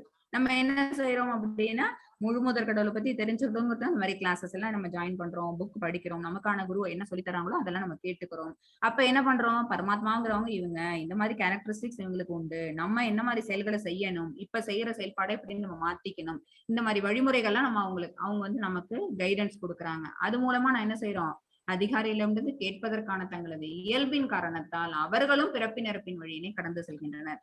இந்த மாதிரி ஒரு ஞானத்தை நம்ம தெரிஞ்சுக்கணும் அப்படின்னு இப்ப கிளாஸ் ஸ்டார்ட் ஆகும்போது பத்மாவதி மாதாஜி சொன்னாங்கல்ல, எனக்கு இவ்வளவு நாள் தெரியாது, இப்ப கேட்கறதுனால எனக்கு என்ன ஆகுது, நான் ரொம்ப என்ஜாய் பண்றேன் இதை அப்படின்னு சொன்னாங்கல்ல. எல்லாருமே நியோபைட்ஸ் தான், எல்லாருமே வந்து ஆரம்ப நிலை பக்தர்களா தான் இருக்கிறோம். ஓகேவா? யாருமே என்ன பண்றோம், கேள்வி ஞானத்து மூலமா தான் பகவானை தெரிஞ்சுக்கணும் அப்படிங்கிற முனைப்போட நம்ம செயல்படுறோம். சரி, இதுவே போதுமா? பகவானை திருப்திப்படுத்தக்கூடிய விஷயம் என்ன அப்படின்னு பாத்தீங்கன்னா கேட்பதற்கான நம்மளோட இயல்பை வளர்த்துக்கிறதே என்ன பண்ணுது, நம்மள பகவான்கிட்ட கொண்டு போய் சேர்த்துருது. பிறப்பு இறப்பு அப்படிங்கிற அந்த வழியினை கடந்து செல்கின்றன என்ன அர்த்தம், நமக்கு முக்தி அப்படிங்கிற வாய்ப்பை நம்ம வளர்த்துக்கிறோம்னு அர்த்தம். இது வந்து எப்படி கேட்டல் அப்படிங்கறதுல வந்து யார சொல்லுவோம் அப்படின்னா பரீட்சித் மகாராஜா சொல்லுவோம்ல. பரீட்சித் மகாராஜா என்ன பண்ணாங்க அப்படின்னா அவங்க வாங்கின சாபம் காரணமா, உங்களுக்கு கதை தெரிஞ்சிருக்கும்னு நினைக்கிறேன், அவங்க வந்து பாண்டவர்கள் எல்லாரும் அவங்கள்ட்ட ராஜ்யத்தை ஒப்படைச்சிட்டு அவங்க எல்லாரும் இந்த உலகத்தை நீத்த விட்டு அவங்கதான் என்ன பண்ணாங்க அப்படின்னு பாத்தீங்கன்னா அந்த நாட்டை ஆட்சி பண்ணிட்டு இருந்தாங்க, ஹஸ்தினாபுரத்தை ஆட்சி பண்ணிட்டு இருந்தாங்க. அப்ப வந்து அவங்களுக்கு என்ன ஆச்சு அப்படின்னு பாத்தீங்கன்னா, நாட்டை ஆட்சி பண்ணும்போது நிறைய காட்டு விலங்குகளோட அட்டகாசம் தாங்க முடியாததுனால ஒரு வேட்டைக்கு போறாங்க. வேட்டைக்கு போயிட்டு காட்டுல வந்து வேட்டையாடிட்டு அவங்க வந்து சமீகர் அப்படின்னு ஒரு மகரிஷி, ஒரு சேஜ், அவங்களோட குடிலுக்குள்ள போறாங்க. அவங்களுக்கு ரொம்ப தண்ணி தாகம் எடுக்குது. சோ அங்க போய் தண்ணி வாங்கி குடிக்கலாம் அப்படின்னு சொல்லிட்டு சமீகர் அந்த மகரிஷி என்ன பண்றாங்க, அப்பதான் வந்து நிர்விகல்ப தியானம். நிர்விகல்ப தியானம்னா யார் என்ன நம்ம கூப்பிட்டாலும் அவங்களால என்ன செய்ய முடியாது, அசையாம அப்படியே இருந்து அவங்க தியானத்துல இருக்கிறதுன்னு அர்த்தம். ஓகேவா? அப்படி அந்த மாதிரி ஒரு தியானத்துல நிஷ்டையில அமர்ந்திருக்கும் போது இவர் போய் கூப்பிடுறாரு, தண்ணி வேணும்னு கேட்கிறாரு. பட் அவரு நிஷ்டையில இருக்கிறது இவருக்கு தெரியாததுனால மன்னன்கிறது தெரிஞ்சு அவர் நம்மள அலட்சியப்படுத்துறாரு அப்படின்னு நினைச்சிட்டு அங்க கடந்த ஒரு செத்த பாம்பு, ஓகேவா, அந்த பாடி எடுத்து அவரோட கழுத்துல போட்டுட்டு ராஜா வந்து திரும்பி நாட்டுக்கு வந்துட்டாங்க. அந்த சேஜோட அந்த மகரிஷியோட பையன் ஸ்ரிங்கின்னு பேரு, ஸ்ரிங்கி அந்த முனிவரோட பையன். அவங்க ஸ்ரிங்கி வந்து பார்த்துட்டு தன்னோட அப்பாவோட கழுத்துல வந்து இறந்த பாம்பன் உடல் கிடக்கிறத பார்த்துட்டு இந்த மாதிரி யாரு செஞ்சாங்களோ அவங்க வந்து இந்த 7 நாள்ல தக்ஷகன் அப்படிங்கிற பாம்பு கடிச்சு இறந்துருவாங்க அப்படின்னு சொல்லி சாபம் விட்டுறாங்க. யாரு என்ன வந்தாங்க, என்ன காரணம், ஏது எதுவுமே தெரியாம சட்டுன்னு கோபத்தின் வயப்பட்டு அவங்க அந்த மாதிரி ஒரு சாபத்தை விட்டுறாங்க. நிஷ்டையில இருந்து கலைஞ்சு எந்திரிக்கிற சமீக மகரிஷிக்கு தன் கழுத்துல கிடந்த இந்த விஷயமும் யாரு வந்துட்டு போனாங்க, அப்புறம் தன்னுடைய மகன் வந்து அவருக்கு கொடுத்த சாபம் எல்லாம் தெரிய வருது. இந்த விஷயத்துக்காக ஒரு ராஜாவை போய் நீ என்ன பண்ணுவ, இந்த மாதிரி சாபம் விடுவியா அப்படின்னு சொல்லிட்டு ஸ்ரிங்கி வந்து அவர் திட்டுவாரு. ஆனாலும் விட்ட சாபம் விட்டது தானே. இந்த விஷயம் வந்து பரீட்சித்துக்கு தெரியுது.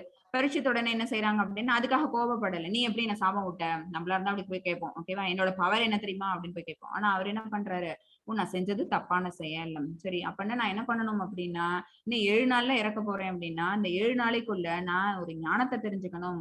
ஒரு இந்த பிறப்பு இறப்பு அப்படிங்கிற கடல்ல இருந்து நான் வெளியில வரணும். இந்த துன்ப சாகரத்துக்கு மறுபடியும் நான் வரக்கூடாது அப்படின்னா நான் எதை தெரிஞ்சுக்கிட்டேன்னா ரொம்ப இன்பமயமாகவும் மன அமைதியோடய நான் போவேன் அப்படின்னு அவர் கேட்கும்போது இந்த கங்கை கரையில போய் உபவாசம் இருக்க ஆரம்பிக்கிறாரு. 7 நாள் நம்ம வந்து தர்பை புல்லு பரப்பிட்டு அது மேல ஏறி உட்காந்துறாரு.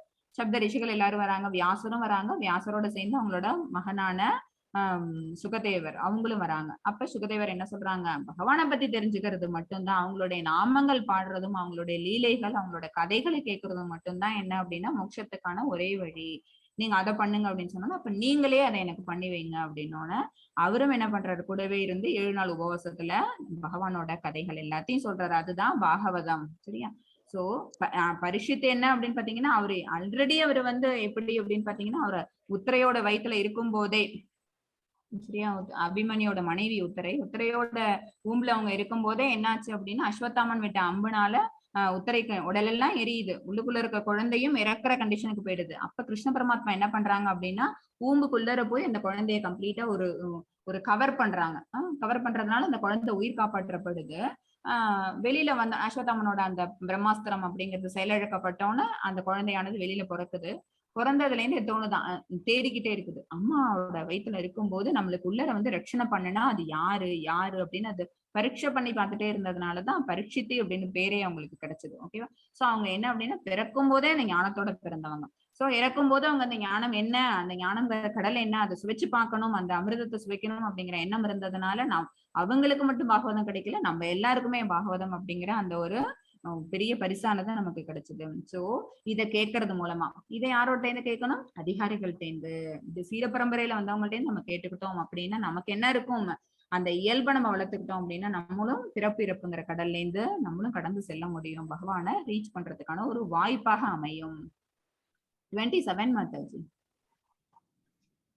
यावत् सञ्जायते किञ्चित् सत्त्वं स्थावर जङ्गमं चेत्र चेत्रज्ञ संयोगात् तद्विद्धि भरतर्षभम्. ஹரே கிருஷ்ணா. ஹரே கிருஷ்ணா. பாரதர்களின் தலைவனே, அசைவன அசையாதவன என எதையெல்லாம் நீ காண்கின்றாயோ அவையெல்லாம் செயல்களின் களமும் களத்தை அறிபவனும் இணைந்த கலவையா ஆகும். ஓகேவா? நம்ம பார்க்கக்கூடியது எல்லாத்துலயும் யார் இருக்கிறாங்க அப்படின்னா அதுல யார் இருக்கா, பகவான் இருக்கிறாங்க, பரமாத்மா சுரூபத்துல இருக்கிறாங்க அப்படிங்கிற அந்த எண்ணம் நல்ல மனசுல தெளிவா தெரிஞ்சிடும். ஓகேவா? இது வந்து நம்மளுக்கு வந்து குரு பரம்பரை மூலமா வந்த சீடர்கள் நமக்கு சொல்றது மூலமா தெரியும். அப்புறம் ஞானத்தை நம்மளே நிறைய வேத நூல்கள் படிச்சு ஞானத்தை விருத்தி செஞ்சுக்கிறது மூலமா தெரியும். சரியா? அப்புறம் நம்ம வந்து வேற யார்ட்டையாவது கேட்கறது மூலமா நம்மளுடைய டிவோட்டிஸ் அசோசியேஷன்ல நம்ம எல்லாம் பகவானை பத்தி பேசிக்கிறது மூலமா இந்த ஞானத்தை நம்மளால தெரிஞ்சுக்க முடியும். சோ எப்படி கிடைச்சாலும் இது என்ன அப்படின்னா ஞானம் தான், பகவானை பற்றின ஞானம் தான். சோ இதெல்லாம் நம்ம தெரிஞ்சுக்கிட்டோம் அப்படின்னா நமக்கு என்ன தெரிய வரும் அப்படின்னா ஞானம் மூலமா முக்தி பெறுறது எப்படிங்கிற வழிமுறையும் நமக்கு தெரிய வரும். 28 மாதாஜி.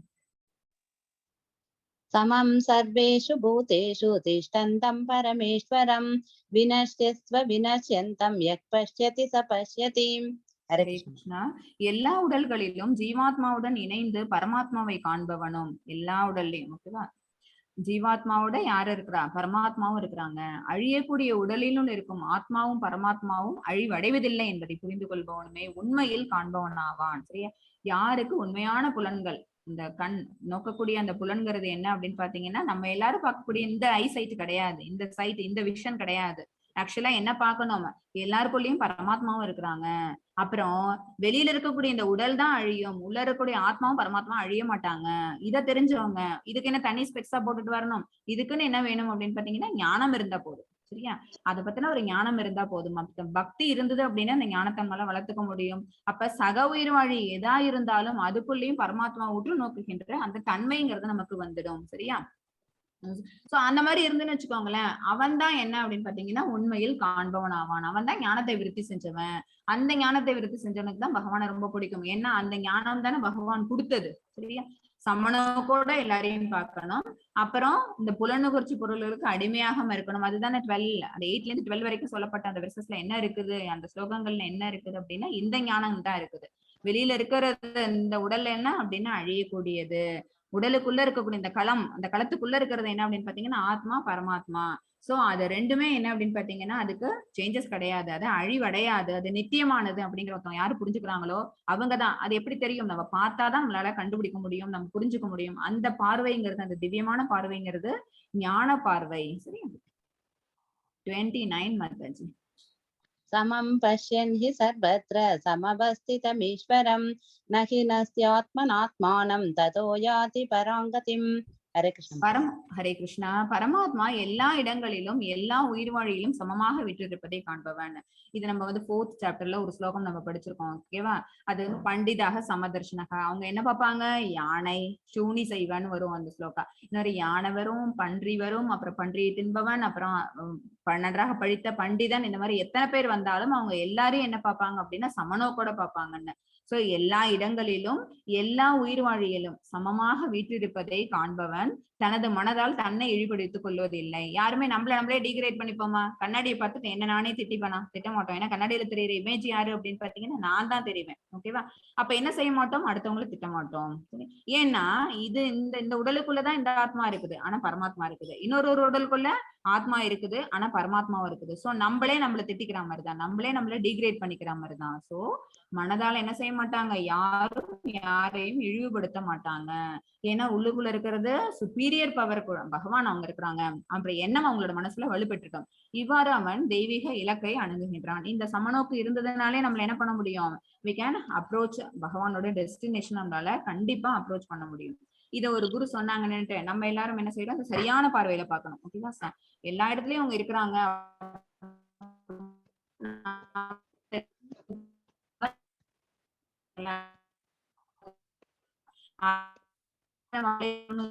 அதே ஞானம் உள்ளவங்கள்ட்ட நம்ம பண்ணணும். சரியா? அப்படி இல்லாம ஒரு சின்ன கதை இருக்குது, சும்மா ஜோக்குக்காக சொல்றேன் இந்த கதைய. ஒரு குரு காட்டுல இருக்கிறாங்க, அவங்களுக்குள்ள சீடர்கள், அவ்வளவு சீடர்கள் இருக்கிறாங்க. எல்லா சீடர்களுக்கும் இதே வழிமுறையை சொல்லித்தராங்க. இங்க பாருங்க, நீங்க எல்லாருமே வந்து ஆத்மாக்கள், இந்த ஜீவாத்மாக்களுக்குள்ளேயே பரமாத்மாவும் இருக்கிறாங்க. சோ நீங்க யாரும் ஒருத்தவங்க அபியூஸ் பண்ணிக்க கூடாது, யாரும் ஒருத்தவங்க டிகிரேட் பண்ணிக்க கூடாது. அப்படி நீங்க உங்களையே நீங்க இழிவுபடுத்திக்கிறதா அர்த்தம். அப்படி நீங்க திட்டிக்கிட்டீங்க அப்படின்னா உங்களை நீங்களே இழிவுபடுத்திக்கிறது அர்த்தம். அந்த பிராக்டிஸ்ங்கிறது இருக்கக்கூடாது அப்படின்ட்டு அந்த குரு உங்க சொல்லி தராங்க. சொல்லி தந்துட்டு நீ பார்க்கக்கூடிய எல்லாத்துலயும் நீ பரமாத்மாவை பாக்குற, அதனால யாருக்கும் நீ துன்பம் விளைவிக்க கூடாது. சரியா? அப்படின்னு சொன்னோன்னு எல்லா சீடரும் என்ன செய்யறாங்க அப்படின்னு பாத்தீங்கன்னா ஓகே யதார்த்தமா அதை எடுத்துக்கிறாங்க. சரியா? யதார்த்தம். ஆனா ஒரு சிஷ்யன் மட்டும் என்ன அப்படின்னா கொஞ்சம் துரு சிஷ்யன். அவங்க என்ன செய்யறாங்க அப்படின்னா ஓகே குரு சொல்லிட்டாங்க, சோ நம்ம பார்க்கக்கூடியது எல்லாத்துலயும் மரம் இருக்கா, மரத்துல பகவான் இருக்கிறாங்க. ஆகாயம் இருக்குதா, ஆகாயத்துல பகவான் இருக்காங்க. பூமி இருக்குதா, yes he's everywhere, he's all pervading. ஆனாலும் நமக்கு கிடைத்த இந்த ஞானம்ங்கிறது எதிராளிக்கும் கிடைச்சது அப்படின்னா மட்டும்தான் நம்ம அதை மாதிரி அந்த தியரி அந்த இடத்துல நம்ம அப்ளை பண்ணணும். சரியா? அவங்க என்ன பண்ணிட்டாங்க, இதுல ஒரு பெரிய மதம் கொண்ட யானை வருது, எல்லா சீடர்களும் சொல்றாங்க ஓடு ஓடு ஓடு, எல்லாம் அதுக்கு வழி விட்டு, இல்லாட்டி அது வந்து உன்னை தம்சம் பண்ணிடும் அப்படின்னு சொல்லிட்டு. ஆனா இந்த ஒரு சீடன் மட்டும் என்ன சொல்றாங்க அப்படின்னா இல்ல என்கிட்ட இருக்கிற இந்த பரமாத்மா தான் அந்த யானைக்குள்ளயும் இருக்குது. சோ அந்த யானைக்கு தெரியும் என்ன பண்ணக்கூடாது, எதிரில இருக்கிற இந்த சீடனுக்குள்ள இருக்கிற பரமாத்மாவை நம்ம டிஸ்டர்ப் பண்ணக்கூடாதுன்னு. சோ அதை எனக்கு வழி விட்டுட்டு போயிடும் அப்படின்னு இந்த சீடன் ரொம்ப திட நம்பிக்கையா நடுவுல நிக்கிறாங்க. யானை வருது, தூக்கி போட்டுட்டு போயிடுது. ஓகேவா? ஆனா யானை மேல இருந்த யானை பாகன் இருக்காங்கல்ல, அவங்க சொல்றாங்க, ஏய் வழியில நிக்காத, நகரு நகரு. இந்த யானை ரொம்ப மதம் கொண்டு மேட் திங் அந்த மாதிரி இருந்துன்னு வச்சுக்கோங்களேன். மதம் அப்படின்னா என்ன அர்த்தம் அப்படின்னா, அது என்ன செய்யுதுன்னு அதுக்கே தெரியாது. ஒரு மேட்லி சென்ஸோட இருக்கும் அது. அப்ப அதனால அவரும் பயப்படுறாரு நகருன்னு. ஆனா அவரு சொல்லியும் கேட்காம இவன் நடுவுல நின்னுட்டு இருக்கிறான், வந்து மிதிச்சுட்டு போயிடுது. அப்புறம் மயக்கமாயிடுறான். அப்புறம் எழுப்பி அவனை தட்டி கிட்டி கொடுத்து உட்காத்தி வச்சு, என்னப்பா நாங்க இவ்வளவு பேரும் சொன்னோம், குருவும் சொன்னாங்க, நீ ஏன் அந்த மாதிரி அவங்க சொன்னதெல்லாம் நீ ஃபாலோ பண்ணாம இல்ல வர்றதுக்கு தெரியும் தெரியும்னு சொல்லிட்டு இருந்தீங்க அப்படின்னு சொன்னோன்னா, உடனே குருவை பார்த்து அந்த சிஷ்யன் கேட்கிறான், குருவே நீங்க தானே சொன்னீங்க எல்லாருக்குள்ளயும் பரமாத்மா இருக்கு, எல்லாரையும் சமனோக்கோட பாருன்னு. அதனாலதான் நான் அந்த யானையை பார்த்தேன். நான் அது என்ன எதுவும் செய்யாதுன்னு நினைச்சிட்டு இருந்தேன். ஆனா அந்த யானைக்குள்ள இருக்கிற அந்த பரமாத்மாவுக்கு என்னை மிதிச்சுட்டு போயிடுச்சு அப்படின்னோட, நீ யானைக்குள்ள பரமாத்மா இருக்குன்னு நீ உணர்ந்திருக்கிற, ஆனா யானைக்குள்ள பரமாத்மா இருக்குன்னு யானை உணரணும் இல்ல. ஓகேவா? ஆனா யானை மேல உட்கார்ந்து இந்த யானை பகன் என்ன சொன்னாங்க, அவங்களுக்குள்ள இருக்க பரமாத்மா தானே உன்னை மறுபடியும் மறுபடியும் எச்சரிச்சுக்கிட்டே இருந்தாங்க. நகரு நகரு, அது எப்படி வருது, ரொம்ப கோபம் கொண்ட யானையா வருது, உன் மேல அது பாஞ்சிரும் அப்படின்னு சொன்னாங்கல்ல.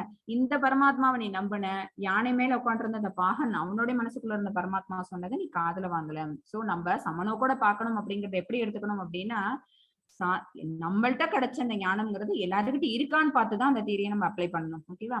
இதை கொண்டு போய் நம்ம எல்லாத்தையும் அப்ளை பண்ணிட்டு இருந்தோம்னு வச்சுக்கோங்களேன், அது என்ன ஆகாது, வழிமுறைக்கு ஒத்து வராது. ஹரே கிருஷ்ணா. தட்டி மாதாஜி. प्रकृत्यैव च कर्माणि क्रियमाणानि सर्वशः यः पश्यति तदात्मानं ஏகர்த்தாரம் स पश्यति. ஹரே கிருஷ்ணா. எவன் ஒருவன் ஜட இயற்கையினால் படைக்கப்பட்ட உடலே எல்லா செயல்களையும் செய்கின்றது என்பதையும் அவனே அடுத்த காண்கின்றான் பாக்குறாங்க. நம்ம நம்மளோட சாதா கண்களை வச்சு என்ன செய்யறோம், நம்ம வீட்டுல நம்மள அம்மா அவங்கதான் பண்றாங்க, அவங்கதான் சமைக்கிறாங்க, அவங்கதான் துணி துவச்சு காய போடுறாங்க, அவங்கதான் நம்மளுக்கு என்ன பண்றாங்க, வீடெல்லாம் கிளீன் பண்றாங்க அப்படின்னு நம்ம நினைக்கிறோம்னு வச்சுக்கோங்களேன். ஆக்சுவலா அவங்களுடைய உடல் தான் எல்லாத்தையும் செய்யுது. ஏன்னா உடல்லதான் என்ன இருக்குது, புலன்கள் எல்லாம் இருக்குது. புலன் உறுப்புகள்லாம் எங்க இருக்குது, அந்த உடல்ல தான்.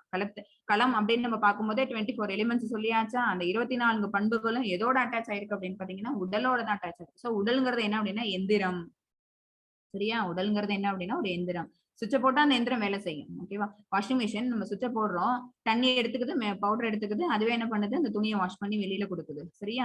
சோ அந்த செயல்பாடுகள் எல்லாத்தையும் எது நடக்குது எதுல நடக்குது அப்படின்னு பாத்தீங்கன்னா அந்த உடல்ல தான் நடக்குது. அந்த ஆத்மா என்ன பண்ணல, கரண்ட் அதுக்கு கொடுக்குற கரண்ட்ங்கிறது என்ன அப்படின்னு பாத்தீங்கன்னா உணர்வு மட்டும் தான் கொடுக்கும், அந்த எனர்ஜியை மட்டும் தான் கொடுக்கும்.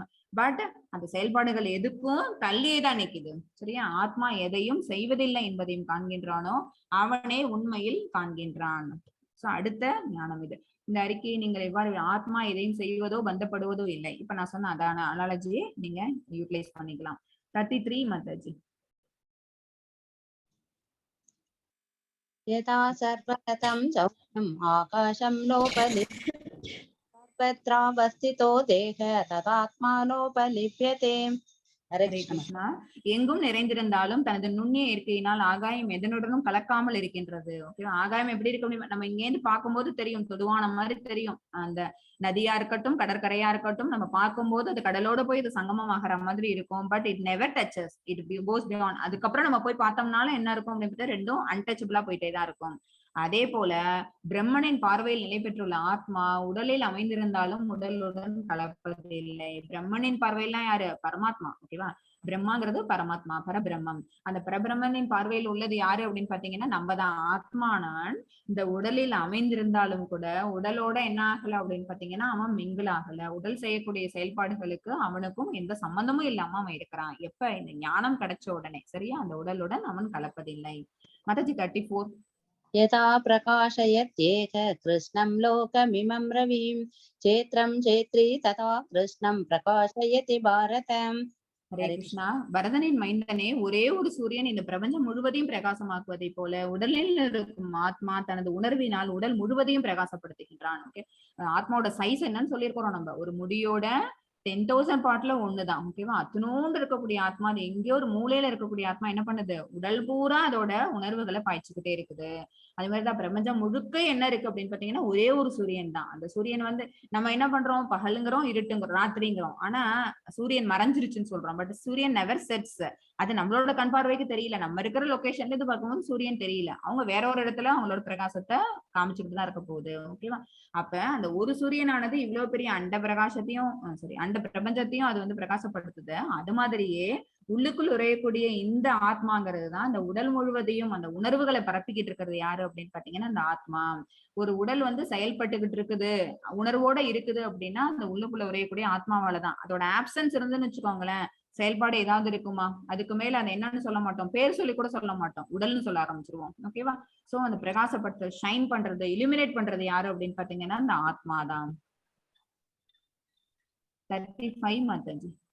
क्षेत्रक्षेत्रज्ञयोरेवम् अन्तरं ज्ञानचक्षुषां भूतप्रकृतिमोक्षं च ये विदुर्यान्ति ते परम्. हरे कृष्ण माताजी. அரே மாதாஜி, லாஸ்ட் ஸ்லோகா இருக்குல்ல, அதையும் படிச்சிருங்க. ॐ तस्य तिथिं श्रीमद्भगवद्गीतासु उपनिषत्सु ब्रह्मविद्यायां योगशास्त्रे श्रीकृष्णार्जुनसंवादे क्षेत्रक्षेत्रज्ञविभागयोगो नाम त्रयोदशोऽध्यायः. हरि ओं तत्सत्. सर्वं कृष्णार्पणमस्तु. हरे कृष्ण माताजी. ஹரே கிருஷ்ணா. உடலுக்கும் உடலின் உரிமையாளனுக்கும் இடையிலான இந்த வேறுபாட்டை ஞான கண்களை கொண்டு அறிந்து, ஓகேவா, உண்மையில் காண்பவன் அப்படிங்கறத லாஸ்ட் 6 ஸ்லோகாசம் வந்துட்டு இருக்கிறது. அது இப்ப உண்மையில் காண்பவனுக்கு என்ன இருக்கு? ஞான கண்கள் இருக்கு. ஞானத்தை கொண்டு தன்னுடைய புலன் அளக்க பாக்குறான். ஓகேவா? சோ உடலுக்கும் உடலின் உரிமையாளனுக்கும் களத்துக்கும் களத்தை அறிபவனுக்கும் அர்த்தம். இந்த வேறுபாடு, இந்த டிஃபரன்ஸ் தெரிஞ்சிருச்சு அப்படின்னா ஜட இயற்கையின் பந்தத்திலிருந்து இந்த கண்டிஷன் சோல் என்ன ஆகுது அப்படின்னா முக்தி பெறுவதற்கான வழிமுறையை புரிந்து கொண்டவர்கள் ஆகிறார்கள்.